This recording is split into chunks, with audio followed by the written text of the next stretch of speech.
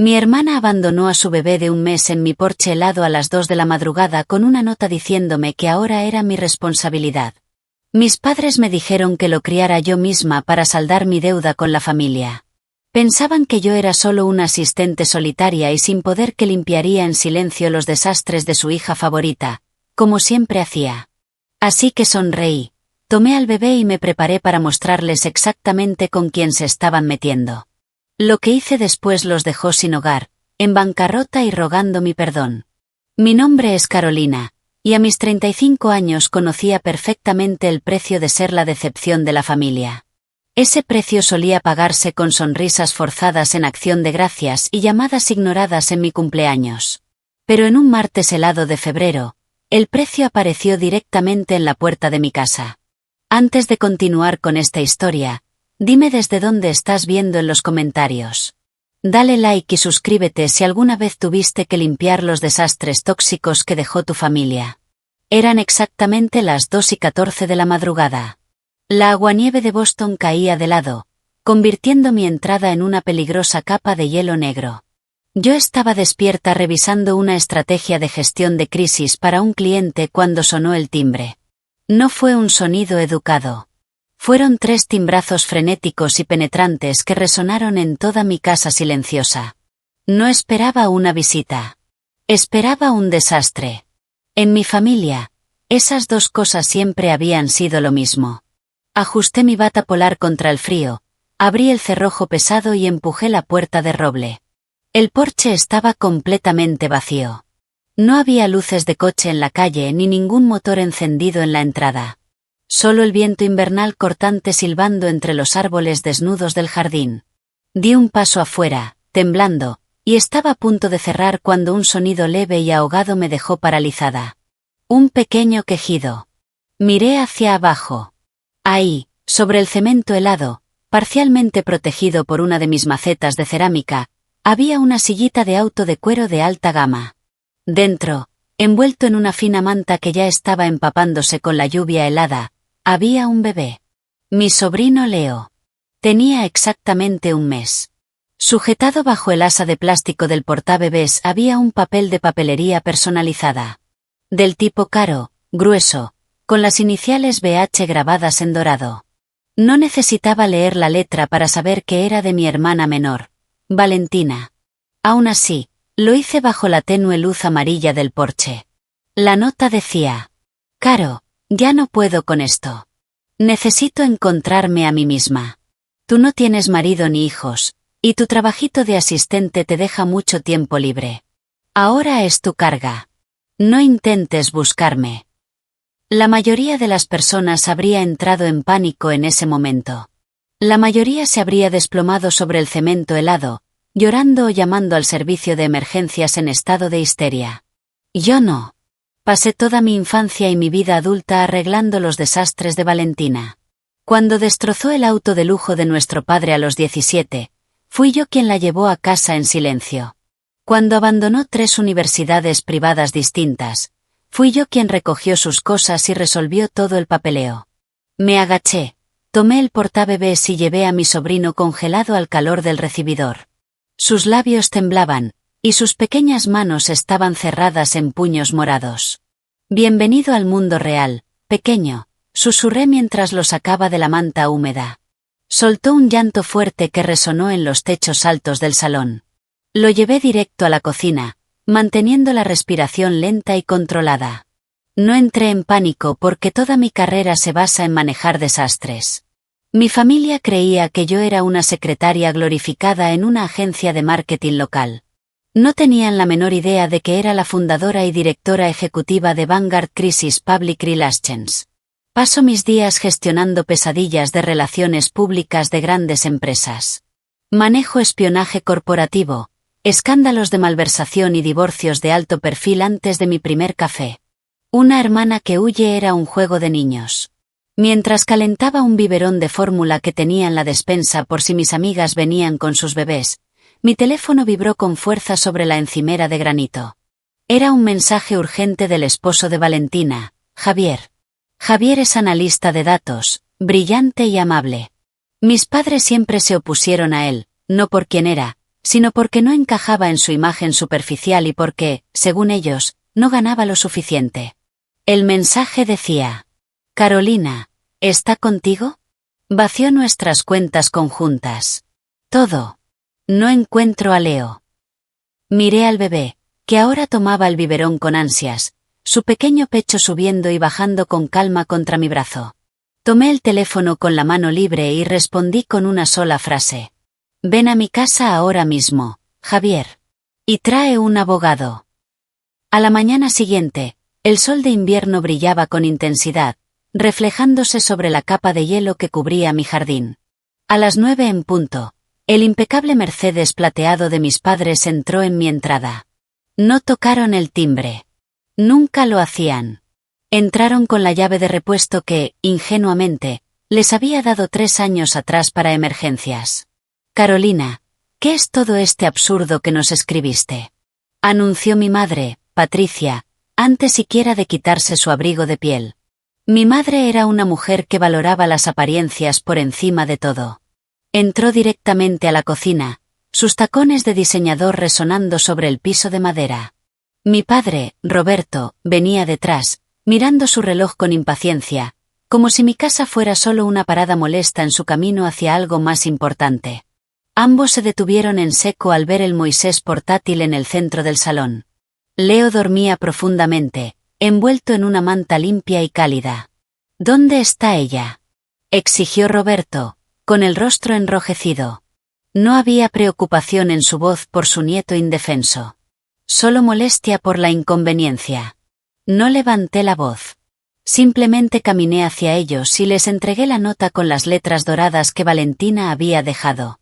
Lo dejó en el porche, en el suelo, a las 2 de la madrugada, bajo la lluvia helada, dije con calma. Se fue. Mi madre me arrebató el papel. Observé cómo sus ojos recorrían la elegante caligrafía, sus uñas perfectamente cuidadas golpeando el papel con nerviosismo. Me quedé ahí, esperando. Esperando indignación. Esperando que condenara a la hija que había consentido durante 30 años. Esperando que corriera hacia el bebé que casi muere congelado. En lugar de eso, Patricia soltó un suspiro dramático, dobló el grueso papel y lo guardó con total naturalidad en su costoso bolso de cuero. Bueno, dijo con suavidad, pasando de largo junto al bebé y dirigiéndose directamente a mi máquina de espresso. Claramente está atravesando un caso severo de depresión posparto. La pobre está completamente agotada. Javier no le ha servido de nada. Siempre está trabajando y descuida sus necesidades emocionales. Solo necesita un pequeño descanso, quizá en un retiro de bienestar, para despejar la mente. Me quedé mirando su espalda mientras espumaba la leche para su café. La audacia de sus delirios le quitaba el aire a la habitación. Había abandonado a un bebé en medio de una tormenta de nieve. Mamá, dije, manteniendo la voz peligrosamente baja, eso es un delito grave de abandono infantil. No es una excusa para irse a un spa. Roberto dio un paso al frente, con la mandíbula tensa en esa línea intimidante que usaba con sus empleados. Cuida tu tono, Carolina, espetó. Tu hermana está pasando por un momento extremadamente delicado. Eres su hermana mayor. Siempre has sido solitaria. Además, trabajas desde casa con ese trabajito de asistente, así que tienes mucho tiempo libre. Puedes cuidar al niño durante unos meses hasta que ella se recupere. Lo miré, sinceramente sorprendida por su descaro. ¿Quieres que yo críe a su hijo?, pregunté. Oh, no seas dramática, bufó Patricia, dándose vuelta para tomar un delicado sorbo del espresso que acababa de prepararse. Es lo mínimo que puedes hacer por esta familia. Gastamos miles de dólares en tus brackets y en tu inútil carrera de humanidades. Siempre supimos que no nos darías nietos porque nunca quisiste sentar cabeza. Deberías considerar esto una bendición. Además, nos debes. Nos debes por no haber salido perfecta como Valentina. Ahí estaba. La verdad absoluta de mi existencia, dicha en voz alta en mi propia cocina. A sus ojos, yo no era más que la mula de la familia. Se esperaba que cargara con el peso aplastante de los fracasos de su hija favorita, mientras permanecía invisible y agradecida por las migajas de su atención. Hace 5 años, esas palabras me habrían hecho llorar. Hace 10 años, me habrían hecho gritar por la injusticia. Hoy, no sentí nada más que una claridad fría y absoluta. No tuve ganas de discutir ni de defender mis decisiones. Solo sonreí. Era una sonrisa fría, distante, que hizo que Roberto se moviera incómodo sobre sus caros zapatos italianos.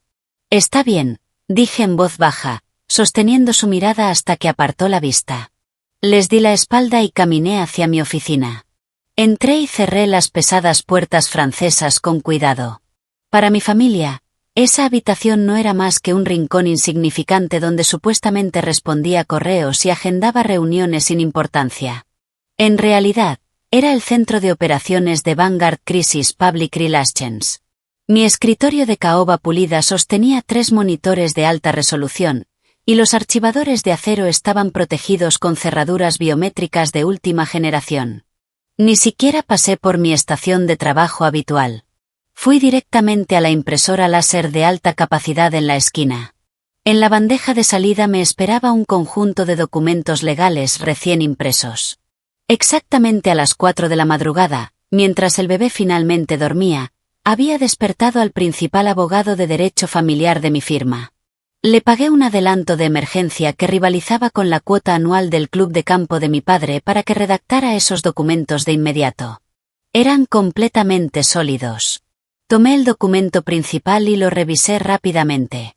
Era una renuncia formal de tutela y una transferencia total de autoridad médica y legal temporal. En el estado de Massachusetts, cuando un bebé es abandonado, el siguiente familiar directo asume la responsabilidad. Mis padres, como abuelos maternos, tenían prioridad indiscutible. Ese documento les quitaba legalmente esa prioridad, dejando constancia explícita de su negativa a hacerse cargo y transfiriendo toda la capacidad de decisión temporal directamente a mí. Tomé una pesada pluma fuente plateada de mi escritorio y regresé a la cocina. Patricia estaba observando su reflejo en el vidrio oscuro del horno, acomodándose los pendientes de perlas. Roberto tecleaba con impaciencia en su teléfono, completamente desconectado de la situación y concentrado en su agenda de golf. Ninguno de los dos se había molestado en caminar unos pocos metros para mirar a su nieto dormido. Dejé el paquete de documentos sobre la isla de granito con un golpe suave. Coloqué la pluma encima. ¿Qué es esto?, preguntó Roberto, mirando los papeles con sospecha. ¿Es una factura del hospital? Porque no voy a pagar pañales ni fórmula cara. Eso ahora es tu responsabilidad. Mantuve el rostro completamente neutro. No, papá, respondí con calma. Es solo una autorización médica y una renuncia temporal de tutela. Como ustedes mismos dijeron que yo debía cuidar a Leo mientras Valentina está en su retiro, necesito sus firmas. Patricia resopló. ¿Y por qué tendríamos que firmar algo? Solo cuida al niño, Carolina. No es tan complicado. En realidad, sí lo es, mamá, respondí, imitándolo justo su tono condescendiente. Si Leo tiene una infección grave o necesita atención médica urgente, el hospital no me permitirá autorizar ningún tratamiento. Yo solo soy la tía. Como Valentina no está localizable y ustedes son los familiares directos, el Estado exige su consentimiento por escrito. Hice una pausa breve. A menos, claro, que quieran que el hospital los llame a las 3 de la madrugada cada vez que tenga fiebre, o mejor aún, que Servicios Sociales lo deje en la puerta de su casa si surge una emergencia legal. La sola idea de ser despertados en mitad de la noche o de tener vehículos oficiales frente a su impecable casa funcionó perfectamente. La sospecha de Roberto desapareció al instante, reemplazada por un pánico egoísta. Odiaba las molestias. Y detestaba cualquier cosa que amenazara su imagen. Dame la pluma, ordenó. La tomó y fue directamente a la última página. No leyó nada. No preguntó. Firmó de forma apresurada, queriendo desentenderse del bebé que dormía en mi sala. Empujó los papeles hacia mi madre. Firma, Patricia, dijo con brusquedad. Tenemos un brunch en el club en 45 minutos con los Henderson, y no voy a dejar que el drama de Valentina arruine mi networking. Patricia tomó la pluma con elegancia. Ni siquiera miró el documento. Firmó su nombre con trazo fluido junto al de mi padre. Listo, dijo, dejando caer la pluma sobre la encimera. Ya tienes permiso para llevarlo al médico. No nos llames a menos que sea absolutamente de vida o muerte, Carolina. Y aún así, manda primero un mensaje, añadió Patricia. Recogí el documento. Sus firmas me miraban desde la hoja, en tinta negra. Acababan de renunciar legalmente a su nieto. No tenían la menor idea de que acababan de ceder voluntariamente la única palanca que tenían sobre mí y sobre ese niño. Nos vamos, anunció Roberto, abrochándose su caro abrigo de lana. Mantén al niño en silencio, y si alguien pregunta, di que Valentina está fuera de la ciudad en un retiro de lujo. No necesitamos que los vecinos empiecen con rumores sobre nuestra familia. Los vi salir por la puerta sin siquiera mirar hacia el Moisés. La pesada puerta de roble se cerró, dejando la casa en un silencio absoluto. Bajé la mirada hacia el documento legal que tenía en la mano. Una sonrisa real, por fin, llegó a mis ojos. La trampa acababa de cerrarse, y ellos mismos se habían quedado dentro. En cuanto las luces traseras de su Mercedes desaparecieron por la calle helada, me puse en marcha. Doblé con cuidado el documento firmado y lo guardé en la caja fuerte ignífuga oculta bajo mi escritorio. Fui a ver a Leo una vez más. Seguía dormido, completamente ajeno al hecho de que sus abuelos biológicos acababan de descartarlo como si fuera basura. Acomodé suavemente la manta sobre sus hombros pequeños, sintiendo un instinto protector intenso y desconocido crecer dentro de mí. No iba a permitir que mi familia destruyera a ese niño como intentaron hacerlo conmigo. Me senté en mi escritorio de caoba, encendí los 3 monitores e inicié una videollamada segura y cifrada. Era hora de desplegar todo el poder de Vanguard Crisis Public Relations. En menos de 30 segundos, 3 de mis principales ejecutivos se conectaron. Estaba Jonathan, mi implacable jefe legal.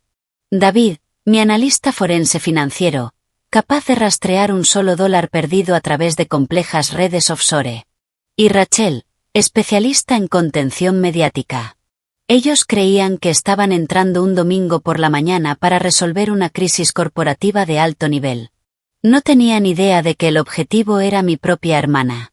Buenos días, equipo, dije con tono firme y profesional. Tenemos un código rojo doméstico. El objetivo es Valentina Herrera. Necesito un rastreo digital y financiero completo de las últimas 48 horas. Registros de llamadas, movimientos de tarjetas, y cámaras de tráfico cercanas a mi casa desde las 2 de la madrugada. Quiero saber a dónde fue, con quién está y qué vehículo conduce. Jonathan fue el primero en responder, con el sonido rápido de su teclado mecánico de fondo. Hecho, Carolina. Ya estamos rastreando la matrícula de su SUV alquilado. ¿Contactamos a las autoridades por persona desaparecida? En absoluto, respondí al instante. No está desaparecida. Está huyendo. Averigüen de qué. La línea quedó en silencio durante unos 10 minutos mientras mi equipo trabajaba. Para eso les pagaba salarios exorbitantes. Eran los mejores solucionadores de problemas de la costa este. Mientras ellos escarbaban en los datos, yo comencé a redactar una línea de tiempo de los hechos y a preparar la documentación necesaria para formalizar la custodia temporal de Leo ante el Estado a primera hora del lunes. De pronto, David carraspeó. Carolina, dijo, y su voz calmada estaba cargada de sorpresa. Acabo de superar los sistemas de seguridad de sus aplicaciones bancarias. Tienes que ver esto ahora mismo. Te comparto pantalla. Una hoja de cálculo apareció en mi monitor central. Era un flujo en tiempo real de las cuentas conjuntas de Valentina y Javier. Recorrí los números en rojo. La sangre se me heló. Esperaba ver tarjetas al límite por sus compras de lujo. No esperaba una devastación financiera total. En las últimas 72 horas, Valentina había vaciado sistemáticamente todas las cuentas de ahorro, inversiones y fondos de emergencia que compartía con Javier. No había retirado el dinero poco a poco. Lo había transferido agresivamente en grandes movimientos hacia una cuenta offshore imposible de rastrear en las Islas Caimán. ¿Cuánto? Pregunté, inclinándome hacia la pantalla. $250.000, respondió David con gravedad. Liquidó todo. Y no es todo. También sacó un préstamo grande usando el vehículo de Javier como garantía y agotó 3 tarjetas de crédito a su nombre. Guardé silencio un segundo. No huyó por estrés ni depresión, continuó. Esto es robo agravado premeditado y fraude financiero. Me recosté en la silla, mirando los números. El relato de mis padres sobre su fragilidad mental se desmoronó en un instante. Valentina no era una madre abrumada buscando paz. Era una ladrona calculadora que había dejado a su bebé para morir de frío mientras escapaba sin cargas. Jonathan intervino, ya adelantándose a las implicaciones. Carolina, si Javier denuncia esto, ella enfrenta cargos federales serios. Tenemos que asegurar toda esta evidencia antes de que intente borrarla. Descárguenlo todo, ordené con frialdad. Confirmaciones de transferencias, direcciones IP, marcas de tiempo. Quiero todo en un disco duro. Se lo vamos a entregar en bandeja. Justo cuando di la orden, el timbre de la puerta sonó 2 veces. Miré la cámara de seguridad en el tercer monitor. Ahí estaba Javier. De pie en mi porche helado, con una carpeta en la mano y completamente destrozado. Detrás de él, un patrullero de policía esperaba en la calle. La primera pieza del tablero acababa de moverse. Observé a Javier unos segundos. Temblaba dentro de su abrigo, encorvado por el frío. A su lado, un policía uniformado de Boston, serio y listo para intervenir. Bloqueé las pantallas, salí de la oficina y fui hacia la puerta. Cuando abrí, Javier levantó la mirada. Sus ojos estaban rojos, con ojeras profundas. No había dormido nada. Nunca habíamos sido cercanos. Mis padres se encargaron de eso. Siempre lo criticaron, minimizaron su carrera y volvieron las reuniones familiares tan insoportables que dejó de asistir. Y a mí me pintaron como una mujer inestable y resentida. Eso bastó para que él también mantuviera distancia. Éramos 2 extraños separados por la narrativa tóxica de mi familia. Carolina, dijo, con la voz quebrada. ¿Dónde está? ¿Dónde está mi hijo? Antes de que pudiera responder, el policía dio un paso al frente. Señora, recibimos un reporte urgente por un bebé desaparecido y fondos robados. El señor Javier Herrera cree que su esposa, Valentina Herrera, pudo haber traído al niño a esta residencia. No me inmuté. Mis instintos profesionales tomaron el control por completo. Oficial, por favor, entre y salga del frío, dije con calma, dando un paso atrás y abriendo bien la puerta. Los dos, mi hermana no está aquí, pero mi sobrino sí. Está completamente a salvo. El alivio que atravesó el rostro de Javier fue tan intenso que casi le fallan las piernas. Prácticamente pasó por delante del oficial y entró tambaleándose en el recibidor. Los guié rápidamente hacia el salón, donde el Moisés portátil seguía en el centro de la alfombra. Javier cayó de rodillas sobre el suelo de madera en cuanto vio a Leo, durmiendo tranquilo bajo la manta cálida. Extendió las manos temblorosas y tocó suavemente la mejilla del bebé, como si necesitara comprobar que era real. Gracias a Dios, susurró, mientras una lágrima resbalaba por su mejilla helada. Gracias a Dios estás bien. El oficial sacó una libreta negra. Entonces, el niño fue dejado aquí. Su hermana explicó a dónde iba o cuándo regresaría. Negué con la cabeza y le entregué la nota con letras doradas que Valentina había dejado. Lo encontré en mi porche a las 2 de la madrugada, en medio de la tormenta. Mi hermana dejó esta nota y desapareció. No llamó ni tocó el timbre. Fue pura suerte que yo estuviera despierta trabajando y escuchara su llanto. El oficial leyó la nota, y su expresión profesional dio paso a un evidente disgusto. Dejó a un bebé de 1 mes afuera, con estas temperaturas. Sí, respondí con firmeza. Y esta mañana mis padres vinieron. Se negaron a hacerse responsables, diciendo que Valentina necesitaba un retiro de bienestar. Pero firmaron este documento. Fui hasta la isla de la cocina, tomé una copia de la renuncia de tutela y se la entregué. Transfiere legalmente la autoridad médica y de cuidado temporal a mí, firmado por los abuelos maternos. De hecho, iba a presentar la custodia temporal de emergencia mañana por la mañana para protegerlo. Javier se levantó y se giró hacia mí. La tensión entre nosotros se volvió inmediata. Me miró con una mezcla de gratitud profunda y desconfianza. ¿Ibas a solicitar la custodia?, preguntó, a la defensiva. Carolina, soy su padre. Debe estar conmigo, no contigo ni con tus padres.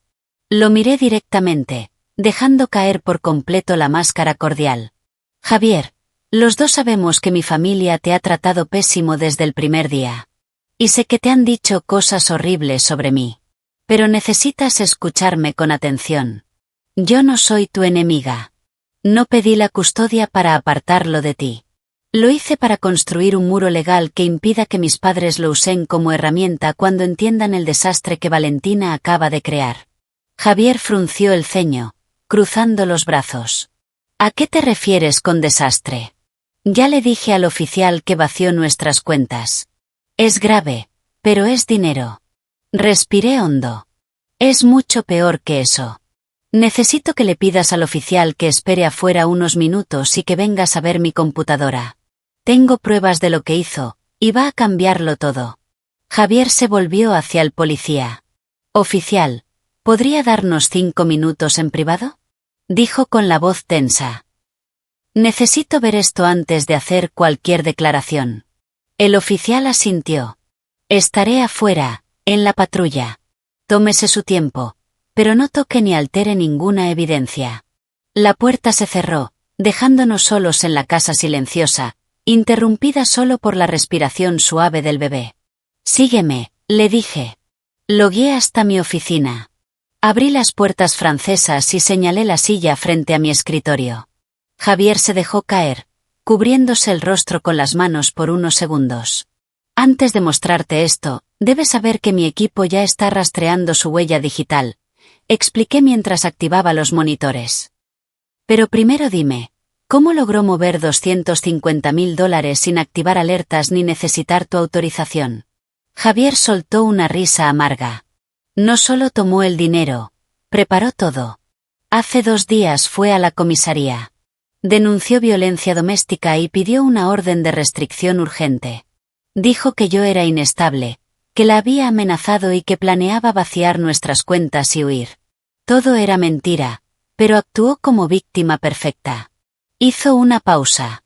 Por esa denuncia, el banco le dio acceso total a nuestras cuentas bajo un protocolo de emergencia. Me dejó fuera de mi propia vida. Incluso para alguien como yo, el nivel de manipulación era impresionante. Lo miré, asimilando el plan. No solo te robó, dije en voz baja. Te incriminó por abuso para justificarlo. Sabía que mis padres creerían esa historia sin dudar. Javier asintió, con la mandíbula tensa. Pasé toda la noche retenido mientras ella transfería todo. Cuando mi abogado demostró que era falso, ya había desaparecido. Se llevó el dinero, el coche, y pensé que también a mi hijo. Giré el monitor hacia él. Prepárate, Javier. Esto va a doler más que el dinero. Abrí el vídeo de la cámara de seguridad del Porsche. La imagen en blanco y negro mostró la entrada de mi casa a las 2:14 de la madrugada. Vimos el SUV de Valentina aparecer bajo la lluvia helada. La puerta se abrió y ella bajó, con su abrigo de diseño y la capucha puesta. Fue hacia el asiento trasero y sacó la sillita con su hijo de 1 mes. No lo sostuvo. Cargó el asiento con una sola mano y caminó rápido hacia la casa. Javier se inclinó hacia la pantalla, conteniendo la respiración. Ella subió al porche, dejó la sillita sin cuidado sobre el suelo de cemento y metió el sobre bajo el asa de plástico. No se inclinó para comprobar si tenía frío. No dudó. No lloró. Simplemente se dio la vuelta, caminó hacia su coche caliente y se marchó a toda velocidad en la noche oscura, sin mirar atrás ni una sola vez. El vídeo terminó, dejando congelada la imagen de sus luces traseras desapareciendo por la calle. Javier se quedó completamente inmóvil. El dolor en sus ojos empezó a transformarse en algo distinto. Se endureció en una ira fría, firme. Lo tiró, susurró, con una calma que daba miedo. Tiró a nuestro hijo como si fuera basura, solo para gastar mi dinero. Extendí la mano y cerré la computadora. Sí, respondí. Y mis padres la están encubriendo. Esta mañana renunciaron a sus derechos. Así que la pregunta es, ¿qué vamos a hacer? Javier levantó la mirada. Vamos a destruirla. Asentí lentamente, dejando que el peso de sus palabras llenara el silencio.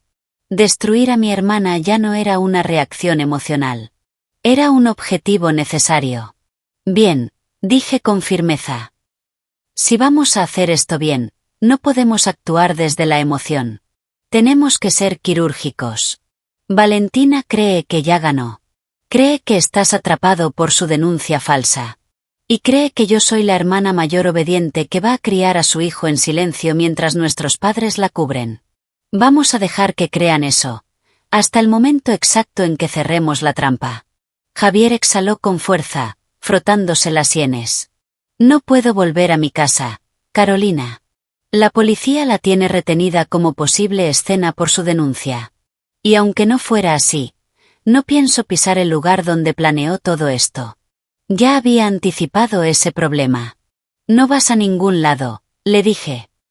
Te quedas aquí. La habitación de invitados es tuya el tiempo que necesites. Leo necesita a su padre, y yo necesito un aliado capaz. Vamos a blindar esta casa, unir recursos y construir un caso legal tan sólido que ni Valentina ni mis padres se van a recuperar. Javier me miró. Toda la distancia incómoda de años se desvaneció en segundos. Gracias, Carolina. De verdad. Esa misma tarde se instaló en la habitación de invitados con apenas una bolsa de ropa que su abogado había logrado recuperar. La transición fue sorprendentemente natural. Por primera vez en mi vida, no estaba sola enfrentando las consecuencias del caos de mi familia. Entramos en una rutina silenciosa y eficiente. Funcionábamos como un equipo perfectamente coordinado.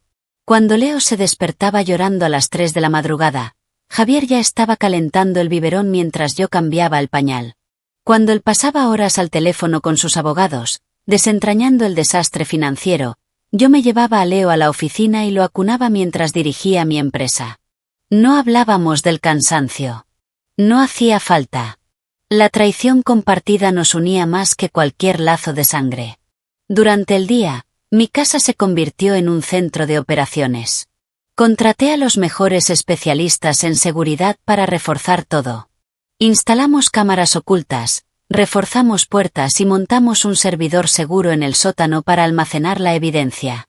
Mi analista financiero trabajó directamente con los abogados de Javier, rastreando cada dólar robado y construyendo un caso sólido de fraude y lavado de dinero. Mientras tanto, yo me enfoqué en mis padres. Los conocía demasiado bien. Sabía exactamente cómo intentarían manipular la situación para proteger su imagen. Encargué a Rachel monitorear cada uno de sus movimientos digitales. Guardamos cada mensaje, cada publicación, cada correo. Los días se convirtieron en semanas. Y Leo empezó a prosperar. El bebé frágil que encontramos en el porche ahora sonreía, reconocía la voz de su padre y apretaba mi dedo con fuerza. Cada sonrisa encendía aún más la determinación en los ojos de Javier. Era un padre increíble. Todo lo contrario a las mentiras que mi familia había construido sobre él. Una noche, después de acostar a Leo, Javier entró en mi oficina. Yo estaba revisando la orden de custodia temporal que el juez ya había aprobado gracias al documento firmado por mis padres. Javier dejó sobre mi escritorio un paquete de documentos. Mis abogados lo confirmaron, dijo. Las cuentas offshore están congeladas. Las autoridades bloquearon su pasaporte. Y trató de usar una tarjeta cancelada en un resort de lujo en Cabo. Se está quedando sin dinero. Sonreí. Perfecto. Va a volver muy pronto, y vamos a estar listos. Pero mientras esperábamos a que Valentina tocara fondo, mis padres decidieron atacar. Se dieron cuenta de que no podían seguir ocultando la situación. El club social donde se movían era un nido de rumores. Y mi madre jamás permitiría perder el control de la narrativa. Si no podía ocultar la verdad, la iba a reescribir. Todo empezó un martes por la mañana. Yo estaba en la cocina dándole a Leo su primera cucharada de puré cuando Rachel me llamó. Carolina, dijo. Necesitas ver esto ahora. Tu madre acaba de publicar algo, y se está difundiendo rápido. Le pasé la cuchara a Javier, tomé mi tablet y abrí el perfil de Patricia. Ahí estaba. Un mensaje largo, dramático, acompañado de una selfie llorando mientras sostenía una manta de bebé. Era una obra maestra de manipulación. Según ella, Valentina estaba en un centro exclusivo recuperándose de depresión posparto. Y luego vino el ataque. Me describía como una mujer inestable, soltera, que había manipulado el sistema legal para quitarle el bebé a su madre. Incluso me llamó una solterona amargada y envidiosa. Les dijo a sus cientos de seguidores adinerados que yo estaba desesperada por llenar el vacío de mi vida solitaria y sin amor robando el hijo de mi hermana. La sección de comentarios era una pesadilla. Tías, tíos y amigos ricos de mis padres inundaban la publicación con oraciones para Valentina y desprecio absoluto hacia mí. Me llamaban monstruo. Decían que era una mujer amargada, sola, incapaz de conseguir pareja. Así que había decidido secuestrar a un bebé. Borraron por completo a Javier de la historia. Ni una sola mención de que el padre del niño vivía conmigo y cuidaba activamente de su hijo. Javier leyó la publicación por encima de mi hombro. Sentí como todo su cuerpo se tensaba de rabia. Sus manos se cerraron en puños y su mandíbula se endureció. Voy a ir ahora mismo, dijo en voz baja. Me voy a plantar en medio de su ridículo club y le voy a decir a todo el mundo lo que su hija nos hizo. Extendí la mano y lo sujeté del brazo con firmeza. No, dije con calma. Te vas a quedar aquí, y vas a darle el desayuno a tu hijo. Javier me miró como si hubiera perdido la cabeza. Carolina, están destruyendo tu reputación. Te llaman secuestradora. Te están humillando. ¿Y tú vas a quedarte sin hacer nada? Respiré profundo y volví a mirar la pantalla. Porque soy experta en gestión de crisis. Respondí. Y la primera regla de una campaña de difamación es no interrumpir a tu enemigo cuando está cometiendo un error legal enorme. Señalé la publicación. Esto no es solo una falta de respeto. Es difamación. Está publicando mentiras dañinas que afectan directamente mi reputación personal y profesional. Hice una captura de pantalla de alta calidad y la envié de inmediato a mi equipo legal. Al poner esto por escrito, me está dando exactamente el arma que necesito para destruirla económicamente. Cada comentario, cada compartido, cada interacción, aumenta la indemnización que va a tener que pagar cuando presente la demanda. Durante las 2 semanas siguientes, mis padres intensificaron la campaña. Roberto empezó a publicar mensajes ambiguos en sus redes profesionales sobre la traición familiar y la crueldad de los hermanos envidiosos. Patricia creó grupos privados con familiares extendidos, inventando historias sobre cómo yo les impedía ver a su amado nieto. Cada publicación era archivada. Guardamos fechas, métricas, palabras exactas. Construimos una fortaleza de evidencia. Ellos creían que me estaban aislando. Creían que estaban poniendo a todos en mi contra, como cuando era adolescente. Pero no entendían que esta vez estaban jugando contra alguien que vive de controlar narrativas. Estaban cavando su propia tumba. La tensión en mi casa se convirtió en un zumbido constante y enfocado. Habían pasado 3 semanas desde que Valentina desapareció bajo la lluvia helada. Las publicaciones frenéticas de mis padres se apagaron poco a poco. Y ese silencio decía mucho. Esa mañana, mi equipo confirmó que las cuentas offshore de Valentina habían sido congeladas por las autoridades. Su pasaporte estaba bloqueado. Se había quedado sin dinero. Era cuestión de tiempo antes de que buscara ayuda. A las 4 de la tarde, mi teléfono sonó. Era mi padre. Contesté al segundo tono y activé el altavoz. Javier, que estaba alimentando a Leo en el sofá, escuchó todo. Hola, papá, dije con un tono neutro. Carolina, espetó sin saludo. Necesito que transfieras $50.000 a mi cuenta ahora mismo. Te mando los datos. Tiene que estar hecho hoy. Su voz estaba tensa. No sonaba como siempre. Sonaba desesperado. Me recosté en la silla y miré a Javier. Él levantó las cejas. 50.000, repetí. Es bastante dinero. ¿Cuál es la emergencia? ¿Mamá volvió a gastar de más en algún evento? No te hagas la graciosa, respondió, perdiendo la calma. Es por tu hermana. Creemos que ese retiro era una estafa y que está en problemas en el extranjero. Voy a contratar a un investigador privado. Necesito el dinero ya. Casi me reí. Sabía exactamente dónde estaba Valentina. Atrapada en un resort de lujo en Cabo, sin dinero y con sus tarjetas rechazadas. Había llamado a mi padre suplicando ayuda. Y él intentaba sacarme el dinero a mí. No voy a darte ni un centavo, respondí con frialdad. Que enfrente las consecuencias de lo que hizo. Silencio. 3 segundos pesados. Y entonces, sacó su arma de siempre. Escúchame bien, dijo con veneno. Si no transfieres ese dinero antes de las 5, te saco del testamento. No recibirás nada. Ni un centavo. Y no volverás a poner un pie en mi casa. ¿Entendido? Javier me miró, incrédulo. Pero yo no sentí dolor.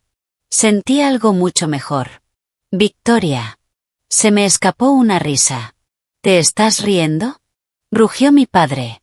Sí, respondí con calma. Llama a tu abogado. Hazlo. Pasa todo a nombre de Valentina. Y de paso, revisa bien los papeles de tu casa antes de intentar transferirla a una delincuente. Que tengas una excelente tarde. Corté la llamada antes de que pudiera decir una palabra más. El silencio volvió a llenar la habitación. Javier me miraba completamente desconcertado. Carolina, ¿por qué le dijiste que le pasara la casa a ella? Preguntó. Viven en una mansión de $3 millones. Es una locura perder algo así solo por orgullo. Sonreí. Abrí el cajón inferior de mi escritorio y saqué un sobregrueso sellado. Viven en una casa de 3 millones, que perdieron hace 3 años por ejecución bancaria, expliqué con calma. La perdieron cuando pagaron en secreto las deudas legales anteriores de Valentina. Creen que una firma de inversión privada reestructuró su hipoteca para salvarlos. Pero Vanguard usa empresas pantalla para adquirir propiedades. Yo compré esa deuda, Javier. No le pagan al banco, me pagan a mí. 4 meses pasaron como un suspiro. La primavera llegó a Boston, derritiendo el hielo y llenando todo de luz. Dentro de mi casa, nuestra extraña familia empezó a convertirse en algo real. Leo ya era un bebé de 5 meses, sano y sonriente, que se había ganado nuestros corazones. Javier dejó de ser un hombre devastado. Se convirtió en un padre firme, presente. Funcionábamos como un equipo perfecto, mientras mis equipos legales terminaban de preparar todo. Solo esperábamos el momento exacto. Y llegó. Fue un martes por la mañana. Javier estaba en la cocina alimentando a Leo cuando su teléfono empezó a vibrar sin parar. Atendió. Escuchó en silencio. 2 minutos exactos. Luego dejó el teléfono sobre la encimera. Sus ojos estaban abiertos, entre incredulidad y alivio. Carolina, dijo en voz baja. La demanda contra mi antigua empresa se resolvió. Gané. Pagan esta semana. Sonreí mientras servía café. Eso es increíble. Sé que llevabas años con esto. ¿Cuánto es el acuerdo? Javier tragó saliva, mirando a su hijo. Después de todo, más de $4 millones. Me quedé quieta. Eso no era solo dinero. Era poder. Era el tipo de cifra que aparece en noticias. Y así fue. En menos de 48 horas, un medio financiero publicó la historia con su nombre. Leí el artículo. Y supe que la calma había terminado. La sangre atrae tiburones. Y mi hermana tenía un instinto perfecto para eso. 3 días después de la publicación, la tranquilidad se rompió. Yo estaba en mi oficina cuando alguien empezó a golpear la puerta con fuerza. No era un golpe normal. Era insistente. Exigente. Abrí la cámara. Era Valentina. Pero no era la misma. Su cabello estaba descuidado. Su ropa, arrugada. Seguía siendo cara, pero ya no encajaba. El bronceado se desvanecía. Las ojeras lo decían todo. Se había quedado sin dinero. Sin opciones. Salí de la oficina y le hice una seña a Javier para que no apareciera. Abrí la puerta, y me planté en el umbral. Vaya, la madre del año, dije con frialdad. ¿Ya terminó el retiro? Muévete, espetó, intentando entrar. No me moví. No entras. ¿Qué quieres? Suspiró, fingiendo emoción. Quiero a mi bebé. Estoy bien ahora. Lista para ser madre. La miré. No quieres a tu hijo. Viste la noticia de Javier. Ahora te conviene. Quieres dinero. Su expresión cambió. Es mi hijo, escupió. Y voy a sacar hasta el último centavo. Llama a la policía, le dije. Diles que vienes a recuperar al bebé que abandonaste después de cometer fraude. Seguro estarán encantados. Dudo. Pero no estaba sola. Escuché pasos. Miré. Mis padres venían caminando rápido. Habían planeado esto. Subieron al porche, colocándose a su lado. Ya basta, dijo Roberto. Se terminó tu juego. Tu hermana volvió. Está recuperada. Va a llevarse a su hijo. No me moví. No tiene casa, papá. La abandonó, igual que a su hijo. Patricia dio un paso al frente, acercándose de forma agresiva hasta quedar a centímetros de mi cara. No te atrevas a hablarnos de dinero robado después de lo que intentaste hacer. Escupió con veneno. Roberto me contó tu delirante fantasía de la semana pasada, eso de que eres dueña de nuestra casa. Estás mal, Carolina. Eres una mujer enferma y celosa que intenta robar un bebé porque ningún hombre te va a querer jamás. Ahora entréganos a nuestro nieto antes de que tu padre te quite del medio por la fuerza. Roberto avanzó con paso pesado, inflando el pecho para intimidarme. Era su movimiento clásico. Cuando el dinero y las palabras no funcionaban, recurría a la fuerza. Extendió la mano y me sujetó del hombro con firmeza, intentando empujarme hacia atrás para entrar. No la toques. La voz fue grave, potente, cargada de furia. No vino de mí. Vino del pasillo detrás. Roberto se quedó congelado. Retiró la mano como si se hubiera quemado. Patricia jadeó y retrocedió. Valentina palideció, sus ojos abiertos de terror. Me aparté. Javier salió de la sombra hacia la luz. Ya no era el hombre roto de meses atrás. Llevaba un traje impecable. Su postura imponía respeto. Autoridad. Javier, balbuceó Patricia. ¿Qué haces aquí? Vivo aquí, respondió con frialdad. Llevo 4 meses criando al hijo que tiraste como basura. Valentina recuperó la compostura. Su codicia superó el miedo. Perfecto, dijo, cruzándose de brazos. Así es más fácil. Soy su madre. Me lo llevo ahora. Y mi abogado te va a contactar. Me debes la mitad de ese acuerdo. Javier no gritó. No perdió el control. Levantó la mano. Mostró 2 documentos. Sellados. Oficiales. No te debo nada, dijo con calma. Y no te llevas a nadie. Dio un paso y le puso el primer documento en el pecho. Prueba de ADN certificada por el tribunal. Demuestra que soy su padre. Le mostró el segundo. Y esto, una orden de alejamiento vigente firmada hace 3 días. No puedes acercarte a mí, a mi hijo ni a esta casa. Si no te vas ahora mismo, llamo a la policía. El silencio fue total. Pesado. El aire parecía detenido. Valentina miraba los papeles como si fueran veneno. Su realidad se rompía. Había venido a recuperar al bebé, y a sacar dinero. Y ahora no podía ni acercarse. Pero antes de que pudiera reaccionar, Mi madre explotó. Patricia perdió completamente el control. Su imagen perfecta desapareció. Su rostro se deformó en pura rabia. Gritó, y se lanzó contra mí. ¡Maldita!, chilló. Planeaste todo. Te alías con este fracasado para destruir a tu propia familia. Como nadie te quiere, decidiste robar el hijo de tu hermana. No me moví. Solo di un paso al costado. Ella siguió de largo, perdiendo el equilibrio con sus tacones. Casi se golpea contra la puerta. Antes de que pudiera volver a intentarlo, Javier se colocó entre nosotras. No levantó las manos. No hizo falta. Su presencia bastó. No vuelvas a tocarla, dijo con una voz firme y profunda.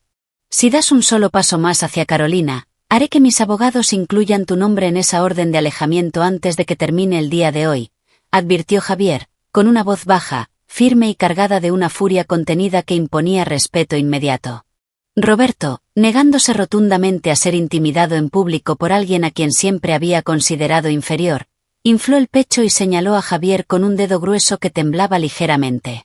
Tú no le das órdenes a mi esposa, pedazo de arrogante, rugió, ignorando por completo que el don nadie frente a él ahora era un multimillonario exitoso. No perteneces aquí. No eres nadie. Ahora mismo te apartas y le devuelves el bebé a mi hija o te saco de esta propiedad por la fuerza.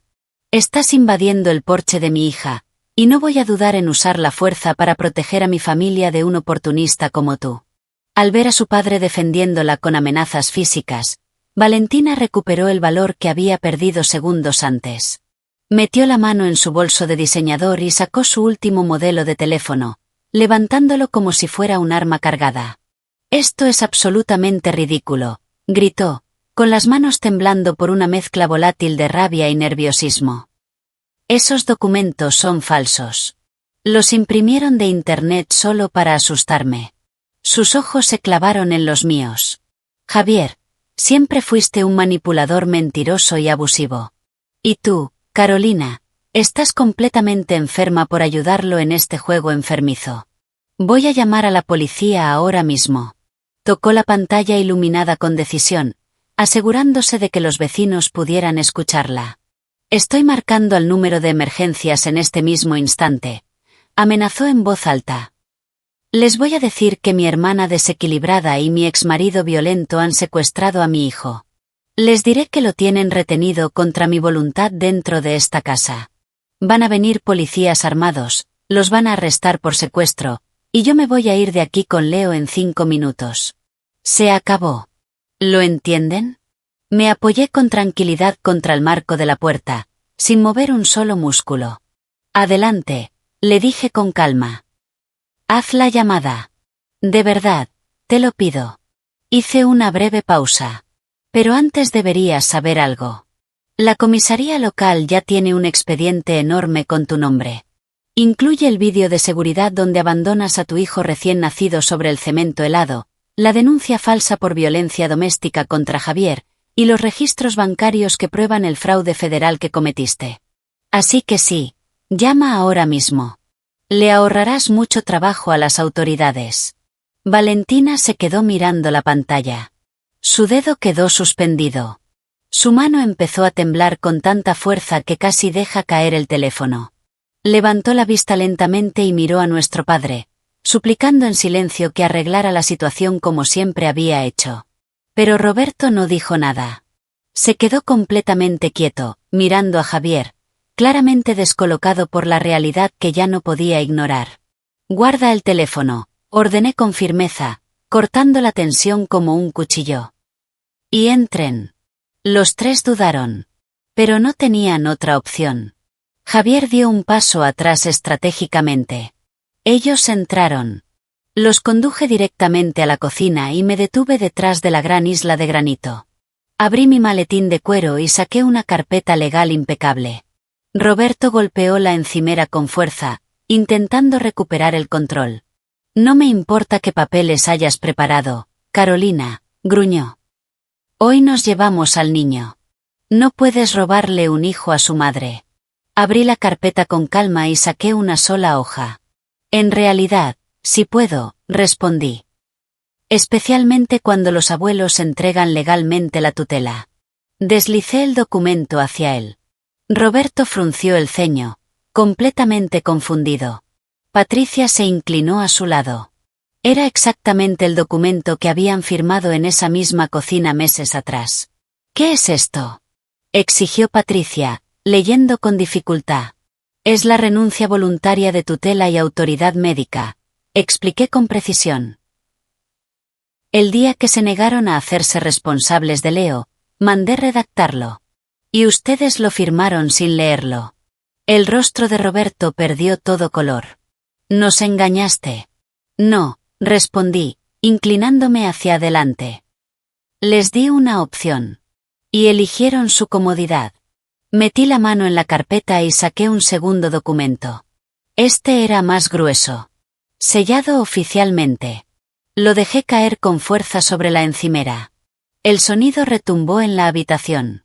¿Qué es eso?, susurró Valentina, con la voz quebrada.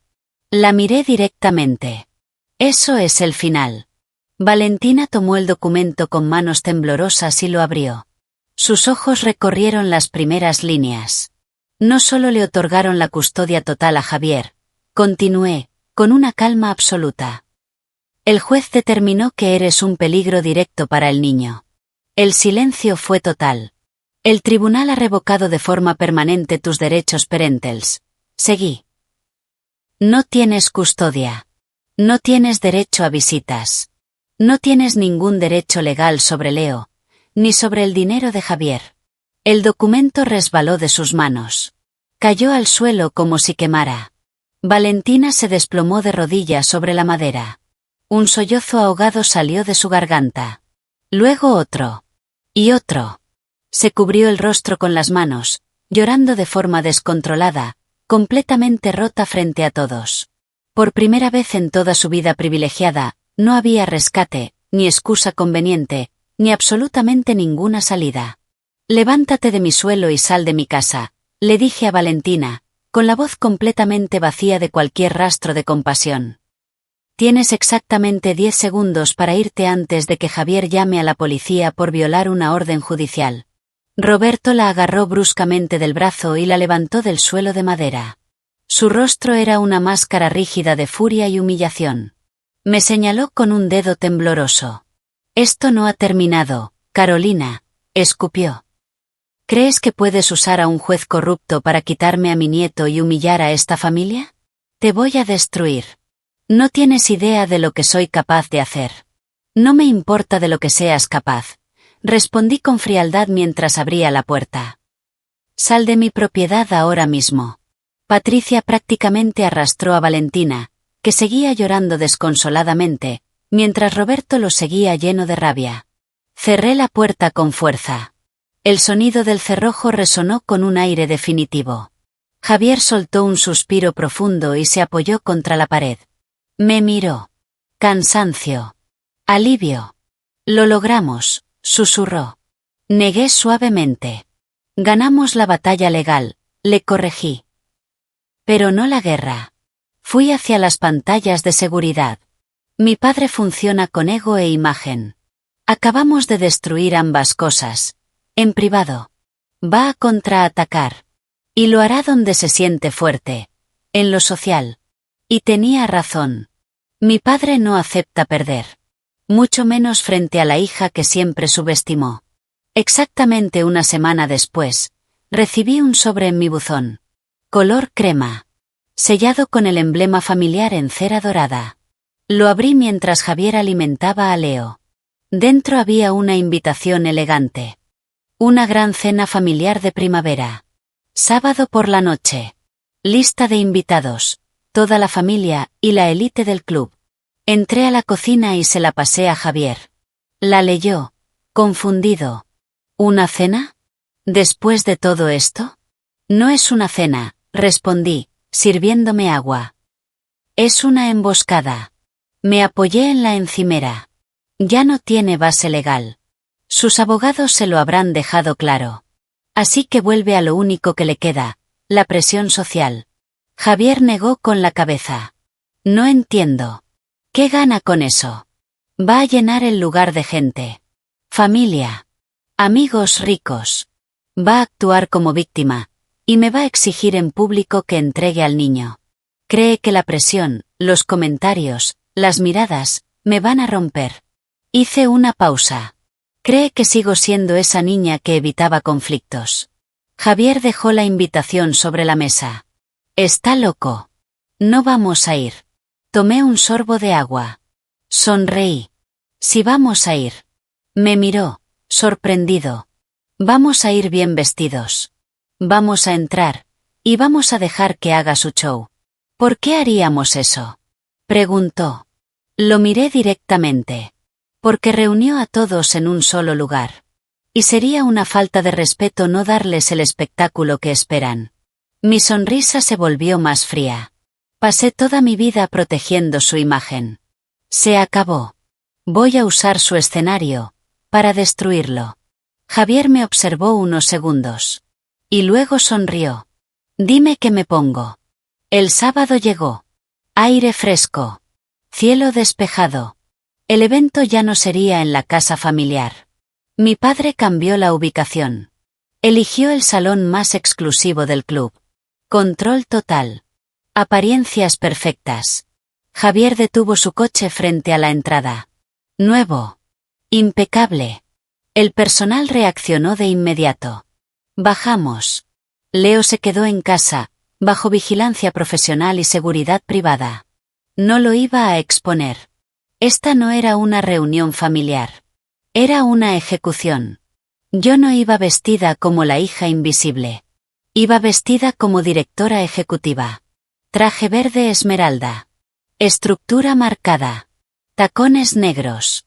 Sin joyas, excepto un reloj de oro. Javier también estaba impecable. Traje azul. Camisa blanca. Sin corbata. No parecía un hombre derrotado. Parecía alguien con poder. Entramos. Puertas de madera. Salón lleno. Y todas las miradas se giraron hacia nosotros. El salón era absolutamente impresionante. Altos centros de mesa florales se elevaban hacia el techo, las lámparas de cristal brillaban con una luz cálida y las paredes estaban alineadas con copas de champán perfectamente dispuestas. Mi padre no había escatimado en gastos. Probablemente había financiado todo ese evento con una tarjeta de crédito que ya no podía permitirse. La sala estaba llena. Al menos 100 personas. Cada tía, cada tío, cada primo, y toda la élite social del club. De pie en lo alto de la escalera alfombrada, observando el salón, localicé de inmediato el centro del espectáculo. Valentina. En el medio. Rodeada de familiares que la adoraban. Se había preparado perfectamente para el papel. Llevaba un vestido de seda color rosa pálido, diseñado para hacerla parecer frágil, inocente, casi angelical. Su maquillaje era mínimo. Aparentaba cansancio. Vulnerabilidad. La imagen perfecta de una madre sufriente. La vimos secarse los ojos con un pañuelo de encaje mientras mi tía Beatriz le acariciaba la espalda. A su lado, Patricia recibía consuelo de otras mujeres como si estuviera en un velorio. Interpretaba a la abuela fuerte, protectora. Sostuve suavemente el brazo de Javier. ¿Estás listo? Pregunté en voz baja. Él ajustó su chaqueta sin apartar la mirada de Valentina. Lo estoy desde hace 4 meses. Entonces vamos. Comenzamos a bajar. El sonido de mis tacones resonó en la escalera de mármol. Tardaron exactamente 10 segundos en notarnos. Una mujer cerca de la base se llevó la mano a la boca. Y luego, reacción en cadena. Cabezas girando. Susurros creciendo. El cuarteto de cuerdas se volvió irrelevante. La multitud se abrió. Un pasillo se formó. Incómodo. Silencioso. Nos miraban con desprecio y sorpresa. Esperaban ver a una mujer derrotada. Y a un hombre destruido. Pero no era lo que estaban viendo. Caminamos sin bajar la mirada. Sin acelerar. Dominando cada paso. Cuando llegamos al centro, Valentina levantó la vista. Su expresión falsa se rompió al instante. Miedo real. Apretó el brazo de mi tía con fuerza. No entendía que la trampa ya estaba activada. El silencio se rompió con el sonido de una cuchara golpeando cristal. Mi padre, en el escenario, con una copa en la mano, golpeó 3 veces. Señoras y señores, familia, amigos, dijo con voz firme. Les pido su atención. El murmullo desapareció. Todas las miradas fueron hacia él. Sonrió. Esa sonrisa ensayada. La misma que usaba para cerrar negocios. Gracias por estar aquí esta noche, celebrando la primavera y la fuerza de nuestra familia. Dejó la copa. Hizo una pausa. Como muchos saben, estos últimos 4 meses han sido difíciles. Nuestra hija menor, Valentina, sufrió un episodio severo de depresión posparto. Una condición dolorosa, que la obligó a buscar tratamiento fuera del país. La sala reaccionó. A sentimientos. Lágrimas. Compasión. Esperó. Dejó que la historia calara. Fue un momento devastador. Continuó. Pero nuestra familia respondió. Mi hija mayor, Carolina, acogió al niño. Y le estamos agradecidos. Giró la mirada hacia mí. La sonrisa desapareció. Solo quedó condescendencia. Pero el aislamiento, y ciertas inseguridades, nublaron su juicio. Carolina, que durante años no ha logrado formar una familia propia, desarrolló un apego inapropiado. Se escucharon murmullos. Y se alió con Javier, añadió. Un hombre que ha dejado que el resentimiento controle sus acciones. Javier no reaccionó. Sabía lo que venía. Juntos, continuó mi padre, elevando la voz, han utilizado vacíos legales para separar a una madre de su hijo. Han explotado su vulnerabilidad de la forma más cruel posible. El drama estaba en su punto máximo. Pero esta noche termina esto. Se giró hacia Valentina, que lloraba apoyada en Patricia. Esta noche es sobre sanar. Sobre perdonar. Sobre restaurar el orden natural de esta familia. Luego me señaló directamente. Su tono cambió. Autoritario. Carolina, ordenó. Frente a todos, te exijo que hagas lo correcto. Abandona esta farsa legal. Retira las órdenes. Devuelve a Leo a su madre. Silencio absoluto. Si lo haces ahora, añadió, te perdonaremos. Te aceptaremos de nuevo. Pausa. Pero debes devolver al niño. El salón estalló en un murmullo de aprobación. Tías y tíos asentían con energía. La élite del club me miraba con desprecio abierto, comprándose por completo la historia perfectamente construida de mi padre. Esperaban lo de siempre. Que bajara la cabeza. Que pidiera perdón. Que cediera. Valentina asomó la cara desde el hombro de Patricia. Sus lágrimas desaparecieron. Una sonrisa arrogante empezó a dibujarse en sus labios. Creía que me tenía acorralada. Que la presión social iba a romperme. Miré a mi padre en el escenario. Luego al mar de rostros que me juzgaban. Esperando mi rendición. Pero no era eso lo que iba a pasar. Giré ligeramente la cabeza. Busqué con la mirada al técnico audiovisual al fondo del salón. Hicimos contacto visual. Le di un leve asentimiento. Y en ese mismo instante, las luces se apagaron. De golpe. Las lámparas de cristal quedaron en completa oscuridad. Un murmullo de sorpresa recorrió la sala. El cuarteto de cuerdas se detuvo abruptamente. El silencio se volvió pesado. Entonces, una pantalla gigante descendió desde el techo, justo detrás del escenario donde estaba mi padre. El proyector se encendió con un zumbido. Roberto parpadeó, confundido. Su expresión cambió al instante. ¿Qué significa esto?, exigió, irritado, golpeando el micrófono. Enciendan las luces ahora mismo. Estamos en medio de un anuncio importante. No esperé. Solté el brazo de Javier. Y caminé hacia el frente. El sonido de mis tacones cortó el silencio. Subí al escenario. Directo hacia él. Sin dudar. Sin pedir permiso. Le quité el micrófono de la mano. Buenas noches a todos, dije, con voz firme, amplificada por todo el salón. La sala entera quedó en silencio. Mi padre acaba de contarles una historia muy conmovedora. Una madre devota. Una hija celosa. Una familia rota. Hice una pausa. Fue un discurso hermoso. Lo miré. Pero tiene un problema. Volví a mirar al público. Se basa en una mentira. Saqué un pequeño control remoto. Lo presioné. La pantalla brilló con luz azul. Y entonces apareció. El logo. Imponente. Corporativo. Vanguard Crisis Public Relations. Debajo. Mi foto profesional. Y mi título. Fundadora y directora ejecutiva. Recorrí el escenario con calma.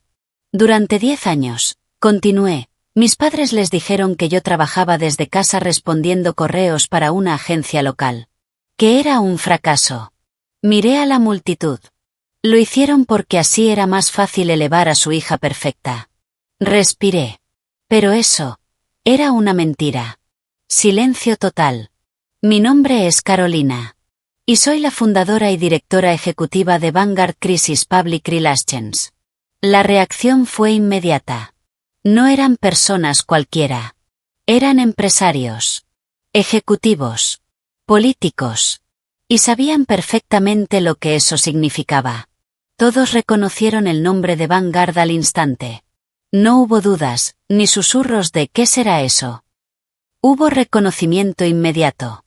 Vanguard Crisis Public Relations no era simplemente una empresa conocida en ese círculo, era una institución temida. Era la firma que aparecía cuando una crisis podía destruir imperios.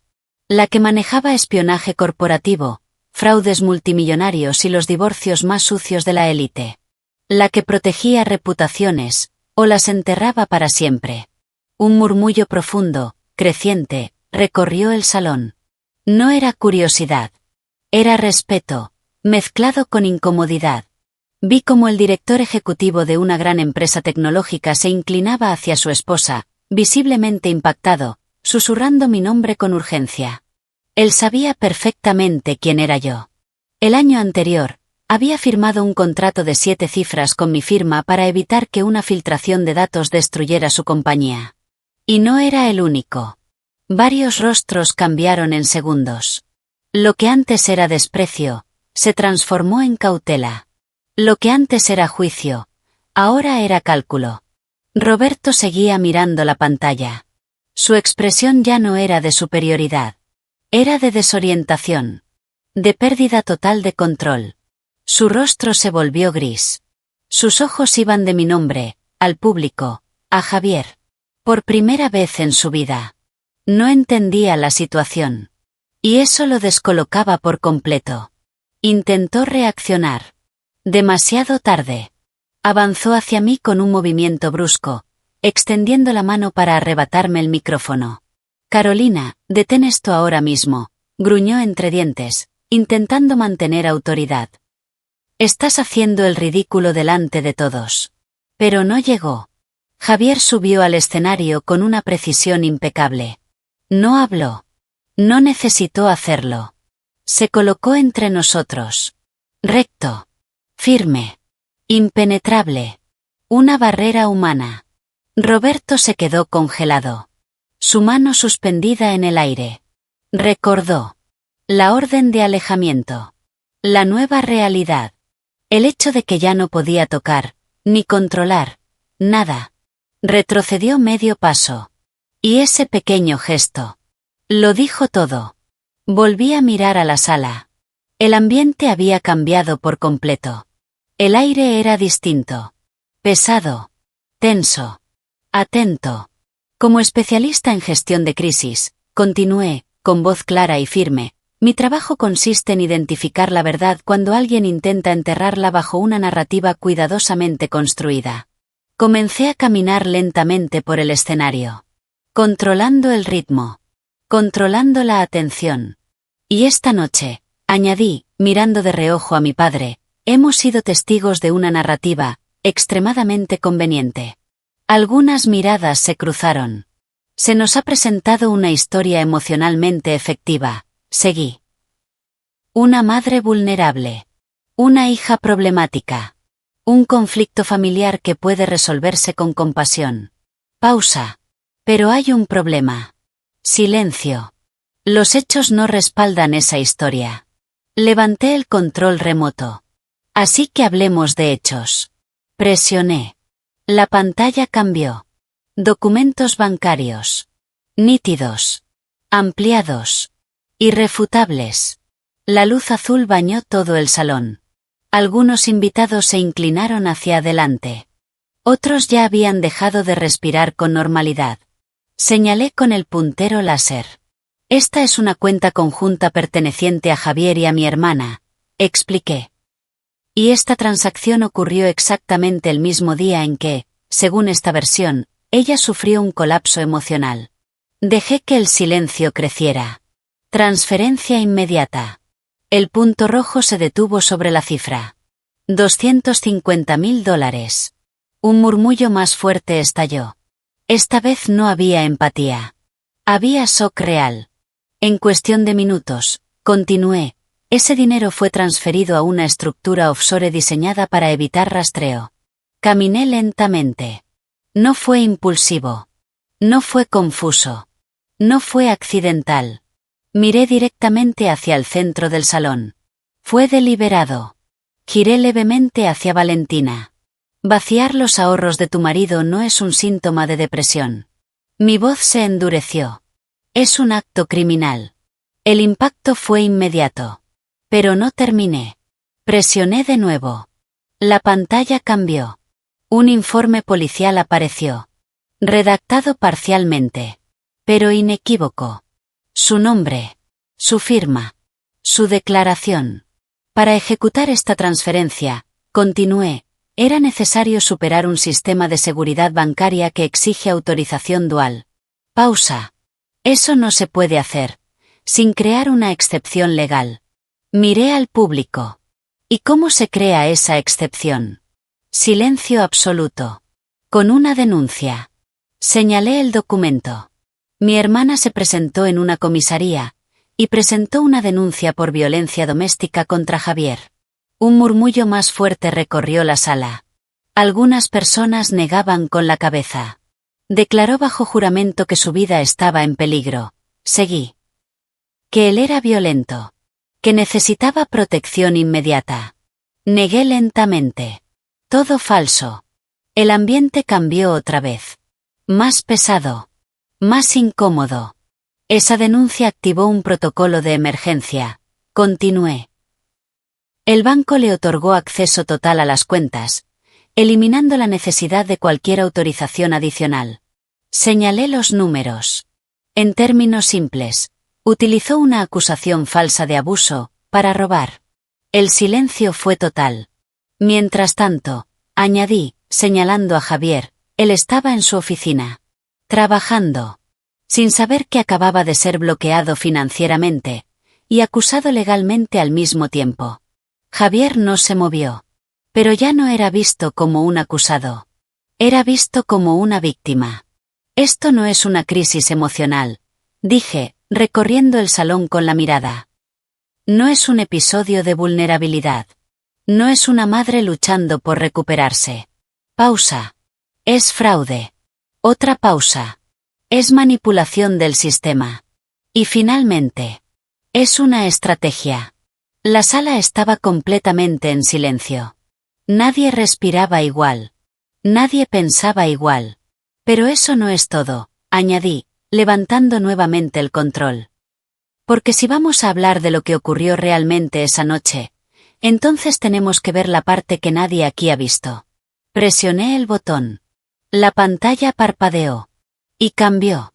Lo que están a punto de ver, dije con calma absoluta, no es una interpretación, no es una opinión, y definitivamente no es una narrativa. Miré directamente a mi padre. Es evidencia. Y en ese momento, la historia que él había construido empezó a derrumbarse frente a todos. Las elegantes mujeres del club, que apenas unos minutos antes le dedicaban miradas llenas de compasión a Valentina, Ahora la observaban con horror absoluto. No era incomodidad. Era repulsión. Presentar una denuncia policial falsa para cometer fraude financiero no era un error social. Era un delito grave. Y en ese entorno elitista, donde la reputación lo era todo, aquello era una condena social irreversible. Pero yo no había terminado. Ni de cerca. Presioné el control remoto por tercera vez.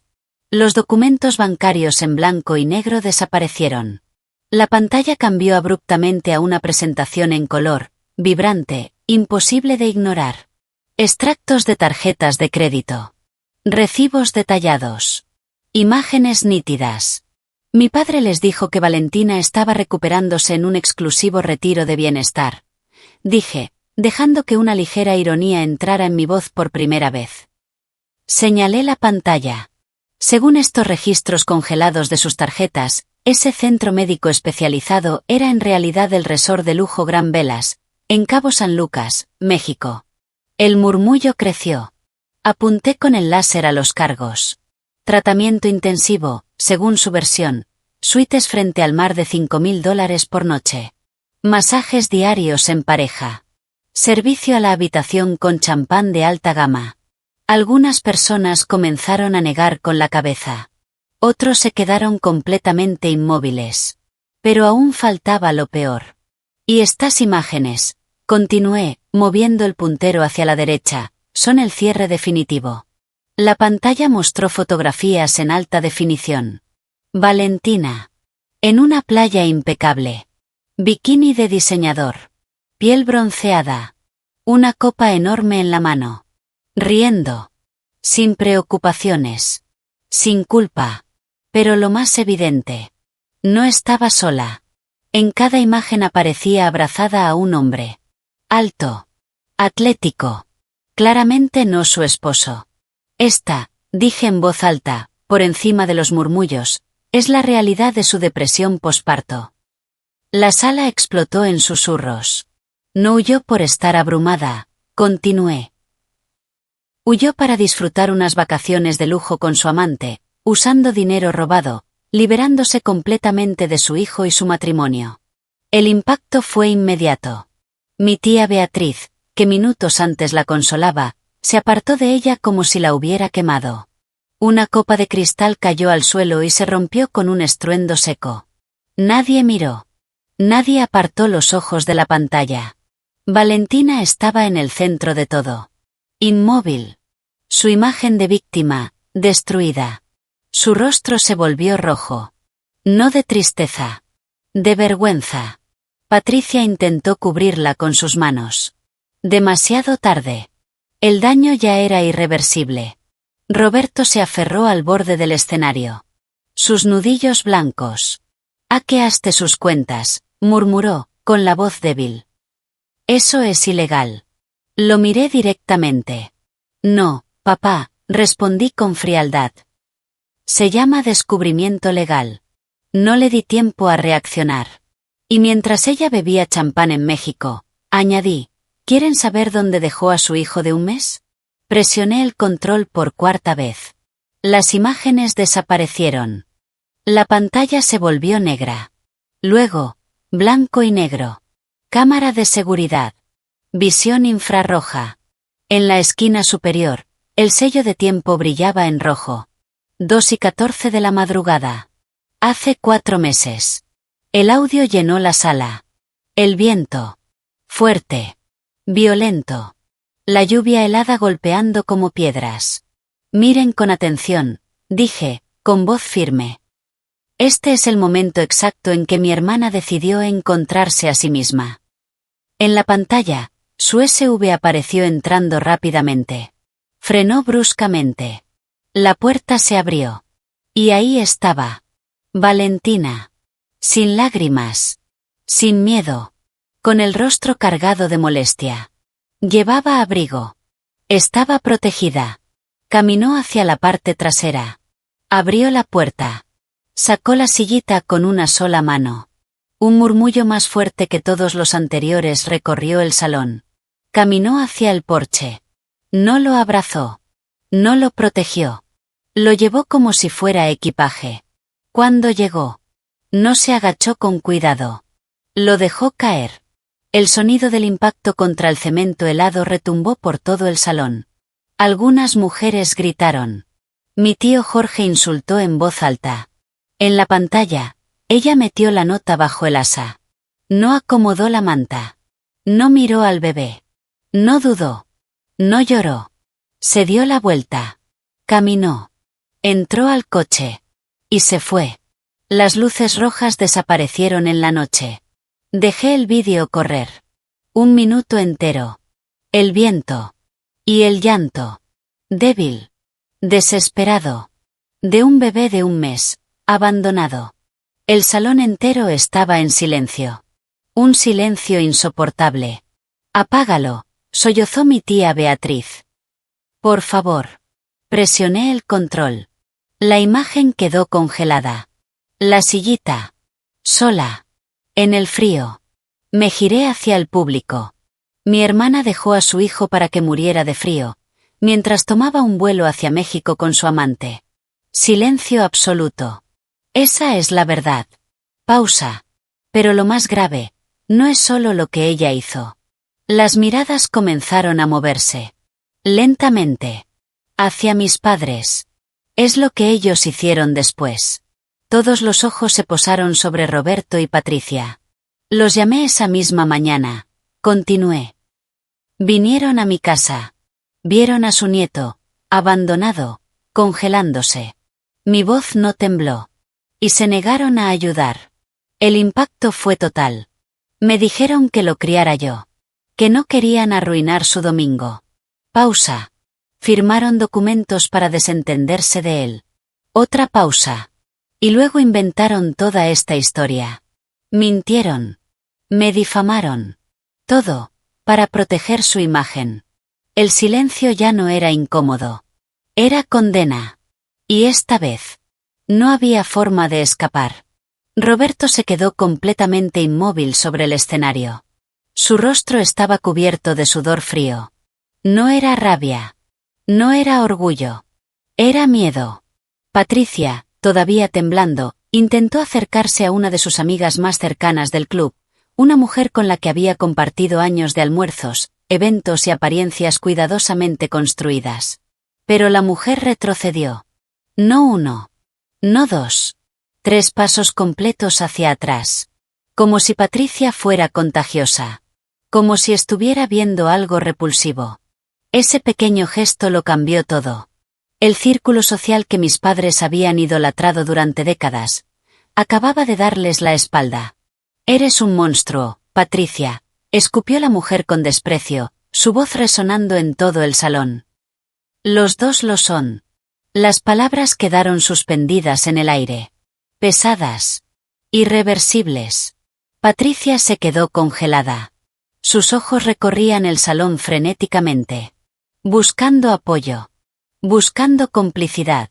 Buscando validación. Pero no encontró nada.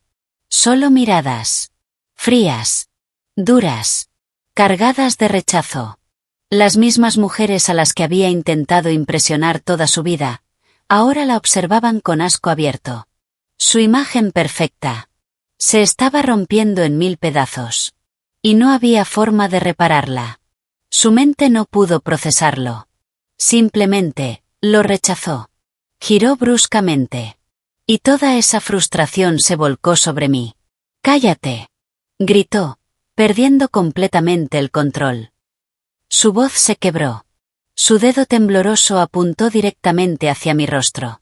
Todo esto es tu culpa. Tú organizaste este espectáculo. Solo querías humillarnos.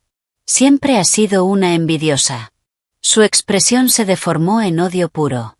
Estás muerta para nosotros. Desaparece de mi vista y no vuelvas a pisar mi casa jamás. El salón entero quedó en silencio. Esperando mi reacción. No me moví. No retrocedí. No reaccioné emocionalmente. Sonreí. Lento. Frío. Calculado. Metí la mano en el maletín de cuero que había dejado sobre el escenario. Abrí el cierre con calma.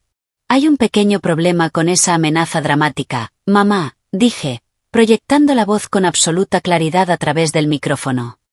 Pausa. No puedes prohibirme entrar a una casa que no te pertenece. El silencio se volvió más denso. Roberto dio un paso al frente. Su rostro mezclaba confusión con rabia. ¿De qué demonios estás hablando ahora?, exigió. Esa casa es nuestra. Vivimos allí desde hace 25 años. Saqué una carpeta gruesa. Documentos legales. Sellos. Firmas. No, papá, respondí con calma quirúrgica. Ustedes fueron propietarios durante 22 años. Caminé lentamente. Hace 3 años. Estaban completamente endeudados. Algunas personas comenzaron a susurrar. Vaciaste tus cuentas de retiro. Pediste préstamos con intereses absurdos. Todo para cubrir las deudas legales de Valentina y sus tarjetas ocultas. Roberto palideció. Visiblemente. Lo ocultaste de todos, continué. Pero no del banco. Pausa. El banco inició un proceso de ejecución hipotecaria. Un murmullo más fuerte recorrió el salón. Perdieron la casa. Silencio. Pero pensaron que se habían salvado. Levanté ligeramente la carpeta. Una empresa llamada Apex Financial Holdings compró la deuda y les ofreció un plan de pagos para mantener las apariencias. Me acerqué al borde del escenario. Lo miré directamente a los ojos. Firmaste todos los documentos sin leer quién estaba detrás. Pausa. Apex Financial Holdings es una empresa pantalla.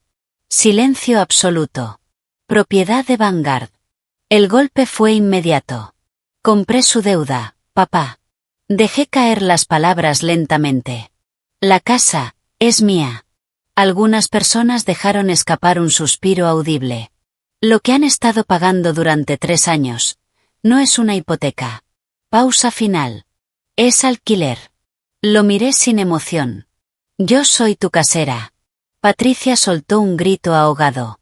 Eso es mentira. Gritó, negando con la cabeza. Es una locura. Saqué el documento oficial. Sellado. Notariado. Y lo dejé caer sobre una mesa cercana. El sonido seco resonó. Puedes leerlo tú misma, dije. Pero no había terminado. Saqué un último papel. Blanco. Simple. Definitivo. Y dado que han violado las cláusulas del contrato al difamar públicamente a su arrendadora, continué, creo que es momento de terminar esta relación. Solté el documento. Cayó junto al otro. Este es un aviso legal de desalojo de 30 días. Silencio total. Tienen un mes para irse. Patricia miraba el papel sin poder hablar. Literalmente incapaz. El salón estaba tan callado que se podía escuchar el hielo derritiéndose en los vasos. Y entonces, el sonido. Lejano al principio. Agudo. Creciente. Sirenas. 1, 2. Varias. Cada vez más fuertes. Luces rojas y azules comenzaron a filtrarse por los ventanales. El ambiente cambió de golpe. Los invitados se apartaron. Abriendo espacio. Las puertas del salón se abrieron de golpe. 2 policías entraron. Seguidos por 2 agentes federales. FBI. El aire se volvió pesado. Irreversible. Roberto seguía inmóvil. Patricia agarró a Valentina, intentando esconderla detrás de ella. Como si eso sirviera de algo. Valentina Harrison, dijo el agente con voz firme, caminando directamente hacia ella. No era una pregunta. Era una confirmación. Valentina comenzó a temblar. Se aferró a su madre. Papá, haz algo, susurró, con voz débil, rota. Pero esta vez. No había nada que él pudiera hacer. Diles que se vayan. Diles que esto es un evento privado. Pero Roberto no se movió. No gritó. No dio órdenes. No amenazó con llamar a ningún contacto poderoso, como siempre hacía. Porque ya no le quedaba nada de eso. Era un hombre vacío. Despojado de su riqueza ficticia. Despojado de su autoridad inventada. Se quedó mirando, sin expresión, a los agentes federales que avanzaban hacia él. Valentina Harrison, dijo el agente principal con voz firme y fría. Queda usted arrestada por fraude electrónico federal, hurto agravado y robo de identidad. No hubo dramatismo. Solo hechos. El agente dio un paso al frente, tomó su muñeca con firmeza y la separó de Patricia. Valentina gritó. Se resistió. Se agitó desesperadamente dentro de su vestido de seda. Pero fue inútil. El agente la giró con precisión. Y en un movimiento limpio. Le colocó las esposas. El sonido metálico del cierre resonó en todo el salón. Seco. Final. Como un disparo. Tiene derecho a guardar silencio. Continuó el segundo agente, leyendo sus derechos mientras Valentina sollozaba sin control. Todo lo que diga podrá y será utilizado en su contra en un tribunal. Su maquillaje se deshacía. Líneas oscuras bajaban por su rostro. Su imagen perfecta, destruida. Patricia reaccionó con desesperación. Se lanzó hacia adelante, con las manos extendidas. «Suéltenla», gritó. «No pueden arrestarla. Somos miembros de este club». Uno de los policías se interpuso de inmediato. Su mano descansó sobre el cinturón. Su voz fue baja, pero peligrosa. «Señora, le sugiero que retroceda ahora mismo. Pausa. O la detengo por interferir en una investigación federal». Patricia se detuvo. Como si la hubieran golpeado. Retrocedió. Sin aire. Sin control. Y entonces Roberto. Se rompió del todo. Entendió. Su dinero no existía. Su reputación estaba destruida. Su hija perfecta. Acababa de ser esposada frente a todos. Y recurrió a lo único que le quedaba. El teatro. Se llevó ambas manos al pecho. «Mi corazón», jadeó, exagerando el dolor. Retrocedió torpemente. Golpeó una mesa. Las copas cayeron. Cristal rompiéndose contra el suelo de mármol. Se dejó caer de rodillas. «¡Ayuda!», gritó. «Alguien ayúdeme. Estoy teniendo un ataque.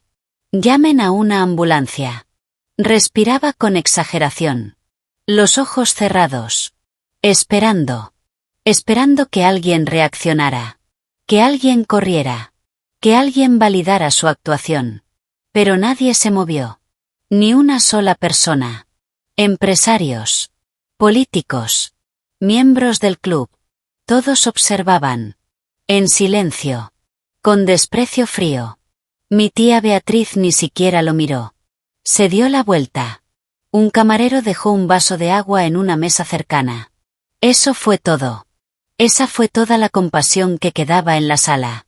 Javier y yo permanecimos en el escenario. Sin movernos. Sin hablar. No hacía falta. El silencio lo decía todo. El imperio de los Harrison. Acababa de caer. Roberto se quedó unos segundos más en el suelo. Esperando. Pero la ayuda nunca llegó. Poco a poco, dejó de actuar. Su respiración volvió a la normalidad. Se levantó con torpeza. Se sacudió el pantalón. Sin mirar a nadie. Porque ya nadie lo miraba con respeto. La gente comenzaba a irse. Uno a uno. Rápido. Discretamente. Nadie quería estar cerca de un escándalo federal. Las puertas se abrieron. Los agentes se llevaron a Valentina. Sus gritos resonaban mientras desaparecía. Las luces de policía dejaron de reflejarse en las ventanas. Y el silencio volvió. Pesado. Definitivo. Patricia quedó sola. De pie. Junto a la mesa volcada. Miró hacia abajo. El documento de desalojo. El título de propiedad. Uno al lado del otro. Y entonces. La realidad la golpeó. En menos de 20 minutos. Lo había perdido todo. Su hija favorita. Su estatus. Su casa. Su identidad. Sus manos comenzaron a temblar. Levantó la mirada hacia mí. Ya no había odio. Solo miedo. Dio un paso. Luego otro. Avanzó hacia el escenario. Y cuando llegó a las escaleras, se derrumbó. Cayó de rodillas. Su vestido de diseñador extendiéndose sobre el suelo. Me miró hacia arriba. Llorando. Sin dignidad. Carolina, sollozó. Por favor, no puedes hacernos esto. Su voz era débil. Rota. Soy tu madre, te crié, no puedes echarnos a la calle, no tenemos a dónde ir, lo perderemos todo. El silencio volvió a caer. Pesado. Esperando mi reacción. La observé. A la mujer que durante 35 años me hizo sentir invisible. Inútil. Prescindible. No sentí nada. Ni lástima. Ni culpa. Solo cierre. Ajusté tranquilamente la solapa de mi chaqueta verde. Miré a Javier. Firme a mi lado. Y levanté el micrófono. Tu querida hija mayor, repetí con una leve sonrisa. Pausa. Es curioso que uses ese término ahora, mamá. Mi voz se volvió fría. Precisa. Porque hace 2 semanas, delante de todos, dijiste que yo era una mujer amargada, estéril y sola. Le dijiste a cientos de personas que yo estaba mentalmente desequilibrada, que era una manipuladora, una psicópata que robó un bebé porque ningún hombre podría amarme. Patricia soltó un sollozo ahogado. Negaba con la cabeza de forma desesperada. Yo estaba alterada, balbuceó. No quise decir nada de eso, Carolina, solo intentaba proteger a tu hermana. No le di espacio para esconderse en excusas. ¿Y la mañana que estuviste en mi cocina? Pregunté, mi voz volviéndose más fría, más afilada con cada palabra. El salón entero volvió a quedar en silencio. La mañana en la que tomabas café tranquilamente, mientras un bebé de 1 mes se estaba recuperando de casi morir congelado en mi sala. Patricia dejó de respirar por un segundo. Me miraste a los ojos, continué, y me dijiste que debía criarlo para pagar mi deuda con esta familia. Di un paso hacia abajo desde el escenario. Quedé frente a ella, dominando la escena. Me dijiste que te debía algo, por no haber salido perfecta como Valentina. El silencio era total. Llamaste a Javier un fracasado arrogante. A mí me llamaste enferma, vengativa. Y durante toda mi vida, hice una pausa. Me trataste como si fuera desechable. Otro paso. Como si mi única función fuera limpiar cada desastre que tu hija favorita provocaba. Patricia lloraba. Pero ya no importaba. Pero en el momento en que dejé de ser útil, seguí, en el momento en que dejé de obedecer, en el momento en que tuve poder. La miré directamente. Me mostraste quién eres realmente. Roberto se acercó lentamente. Se quedó detrás de ella. No dijo nada. No la defendió. No intervino. Solo miraba el suelo. Derrotado. No estoy echando a mi familia a la calle, dije finalmente, bajando la voz hasta un tono bajo, letal, que aún así resonó perfectamente en todo el salón. Pausa. Porque ustedes no son mi familia. El impacto fue inmediato. Mi familia es Javier. Y Leo. Otra pausa.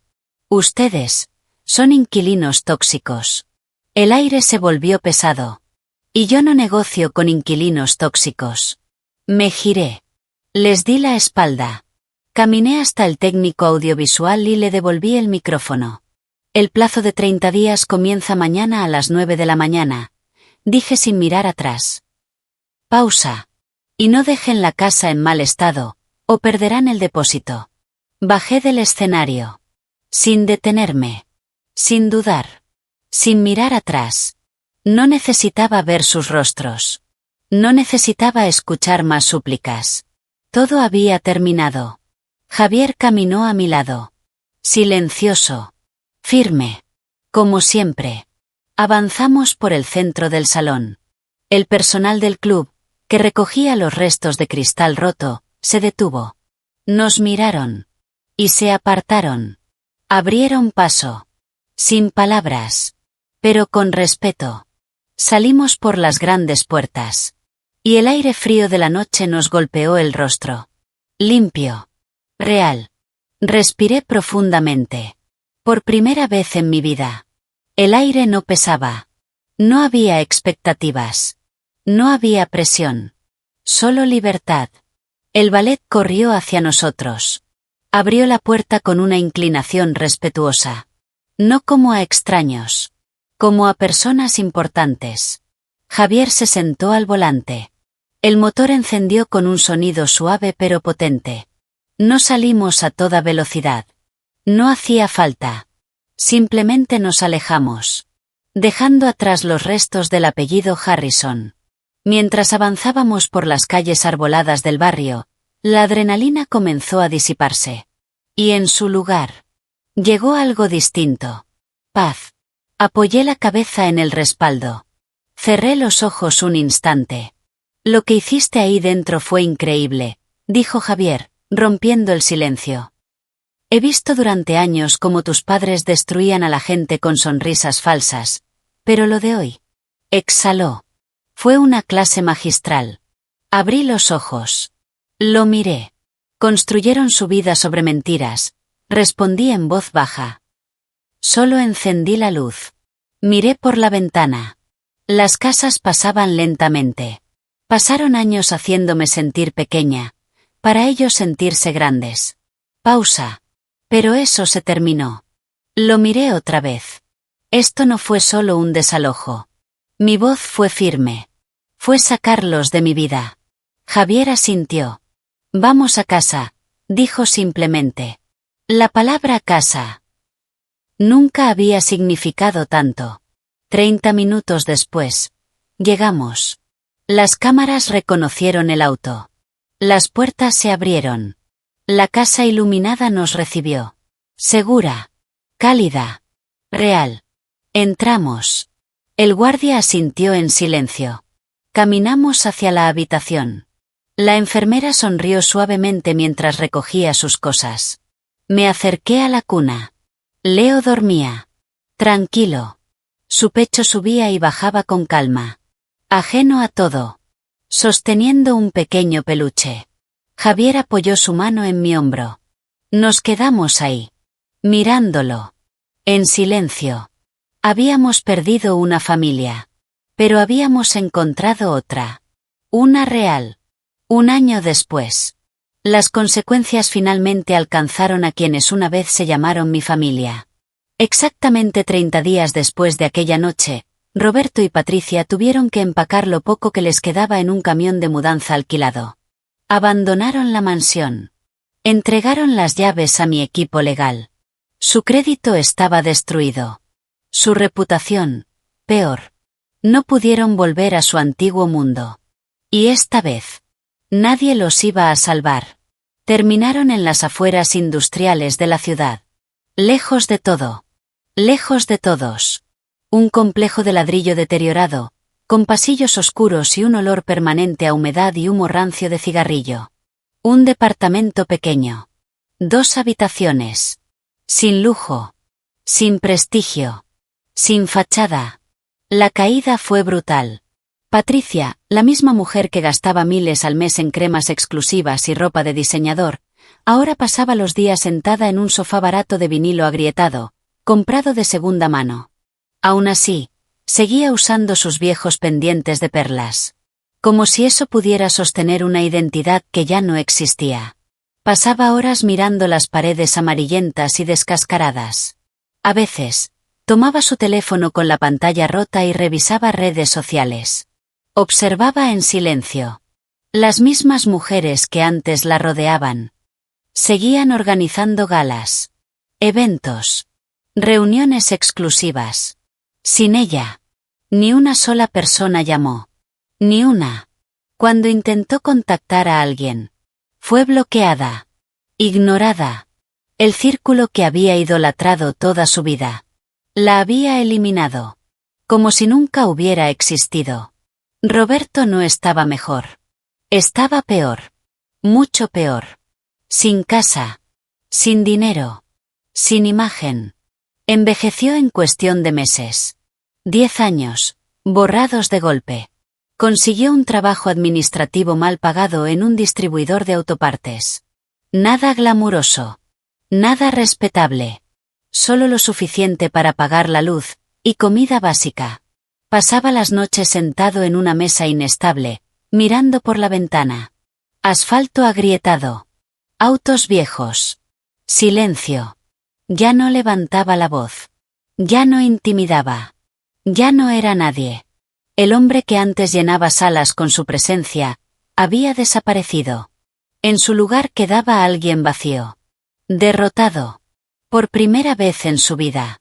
Consciente de que todo había sido una ilusión.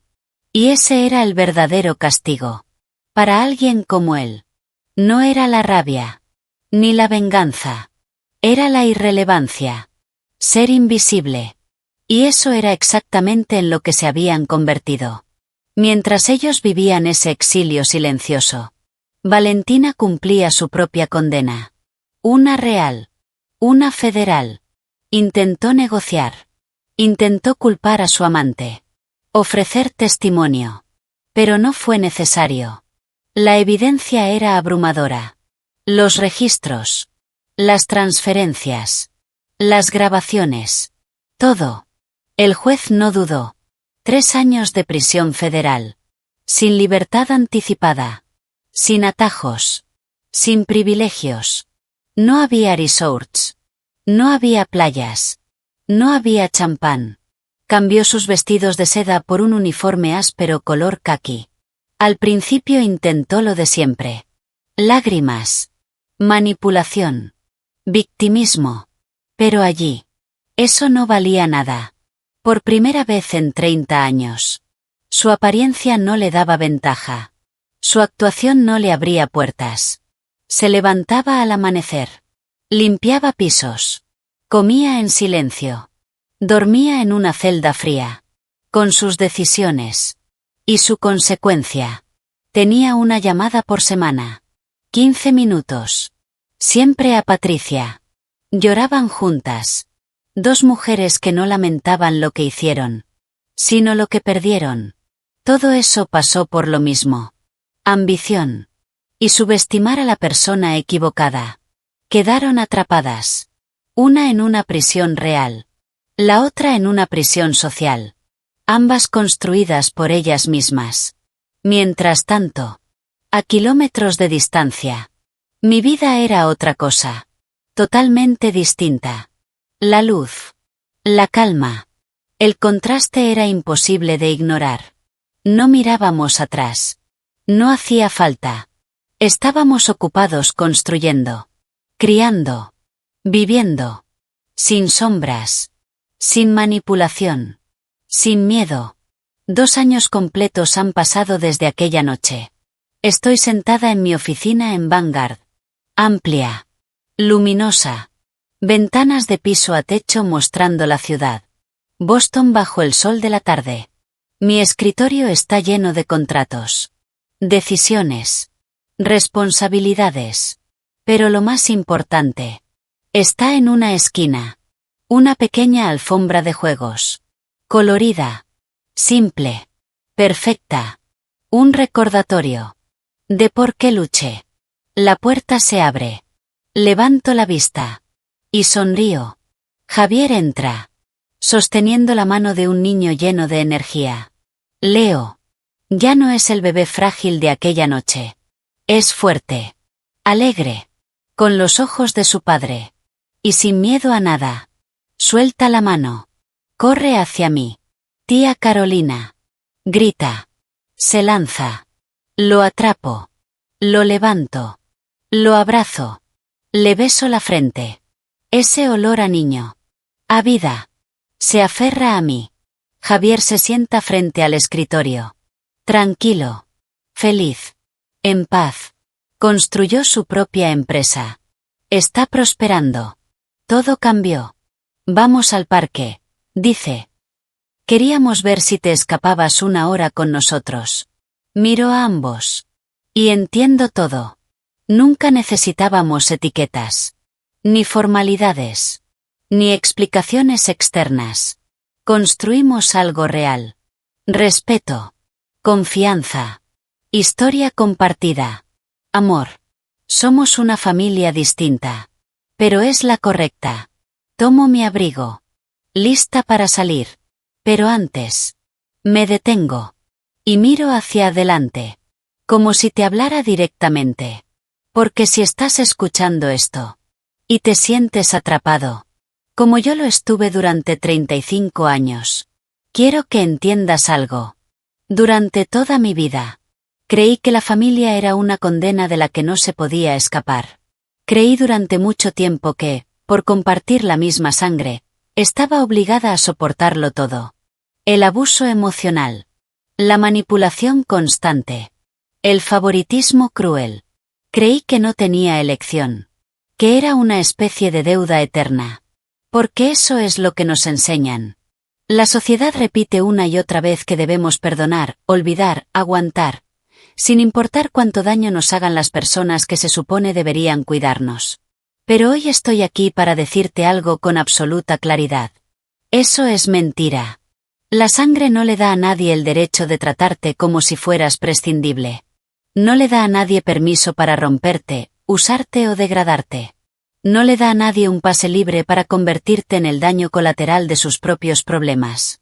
No le debes lealtad a personas que solo te valoran cuando necesitan que limpies el desastre que ellos mismos crearon. A veces, lo más difícil, y lo más poderoso que puedes hacer, es levantarte de la mesa donde ya no te están sirviendo respeto. Poner límites firmes no es crueldad. No es egoísmo. Es supervivencia. Es respeto propio. Porque cuando dejas de volcar tu energía en personas que te drenan, creas espacio. Espacio real. Para que entre algo distinto. Algo sano. Algo verdadero. Amor sin condiciones. Ahora te pregunto algo, y respóndelo de verdad. ¿Alguna vez has tenido que alejarte de alguien de tu familia para proteger tu paz? ¿Alguna vez tuviste que construir tu propia familia, desde cero, después de que quienes debían amarte te fallaron? Si es así, me gustaría leerte. De verdad. Comparte tu historia en los comentarios. Porque hay muchas personas que necesitan saber que no están solas. Si este vídeo conectó contigo, dale like y suscríbete. Y compártelo con alguien que esté atravesando una situación similar. A veces, lo único que alguien necesita es escuchar que tiene permiso para cambiar su historia. Gracias por quedarte hasta el final. Y recuerda esto. La mejor venganza. No es discutir. No es demostrar. Es vivir una vida increíblemente exitosa y profundamente feliz. Sin ellos. Porque lo que acabas de ver no es solo una historia. Es una lección. Una lección incómoda, pero necesaria. Durante generaciones nos repitieron que la sangre es más fuerte que cualquier otra cosa. Que la familia está por encima de todo. Incluso cuando duele. Incluso cuando destruye. Pero esta historia rompe completamente esa idea. Demuestra que compartir ADN no obliga a nadie a quedarse donde no es respetado. Demuestra que puedes elegir algo distinto. El mensaje más importante es este. Poner límites firmes a personas tóxicas no te convierte en alguien cruel. Te convierte en alguien libre. Durante 35 años, la protagonista fue tratada como una carga invisible. Alguien destinada a absorber los errores de la hija perfecta. Alguien que debía obedecer, callar y sostener a todos los demás. Pero en el momento en que dejó de buscar aprobación, en el momento en que reconoció su propio valor, todo cambió. Les quitó el poder. Y eso es lo que muchas personas no entienden. El poder que otros tienen sobre ti, solo existe mientras tú se lo permitas. Además, esta historia deja algo muy claro. La familia no es solo en la que naces. Es la que eliges construir. Al proteger a un niño vulnerable. Y al formar un vínculo real con alguien que también había sido descartado. Se creó algo auténtico. Algo fuerte. Algo que no depende de apariencias ni de obligaciones. La verdadera familia es la que te cuida. La que te respeta. La que está contigo cuando todo se rompe. La que no intenta hacerte pequeño para sentirse grande. Y muchas veces, encontrarla implica alejarte de quienes creías que eran tu hogar. Si alguna vez tuviste que salir de una situación tóxica para salvarte, cuéntalo. Tu historia puede ser exactamente lo que otra persona necesita para dar ese paso. Y si quieres formar parte de una comunidad que valora la sanación, la claridad y la resiliencia, suscríbete. Porque aquí no celebramos el sufrimiento. Celebramos a quienes deciden terminar con él.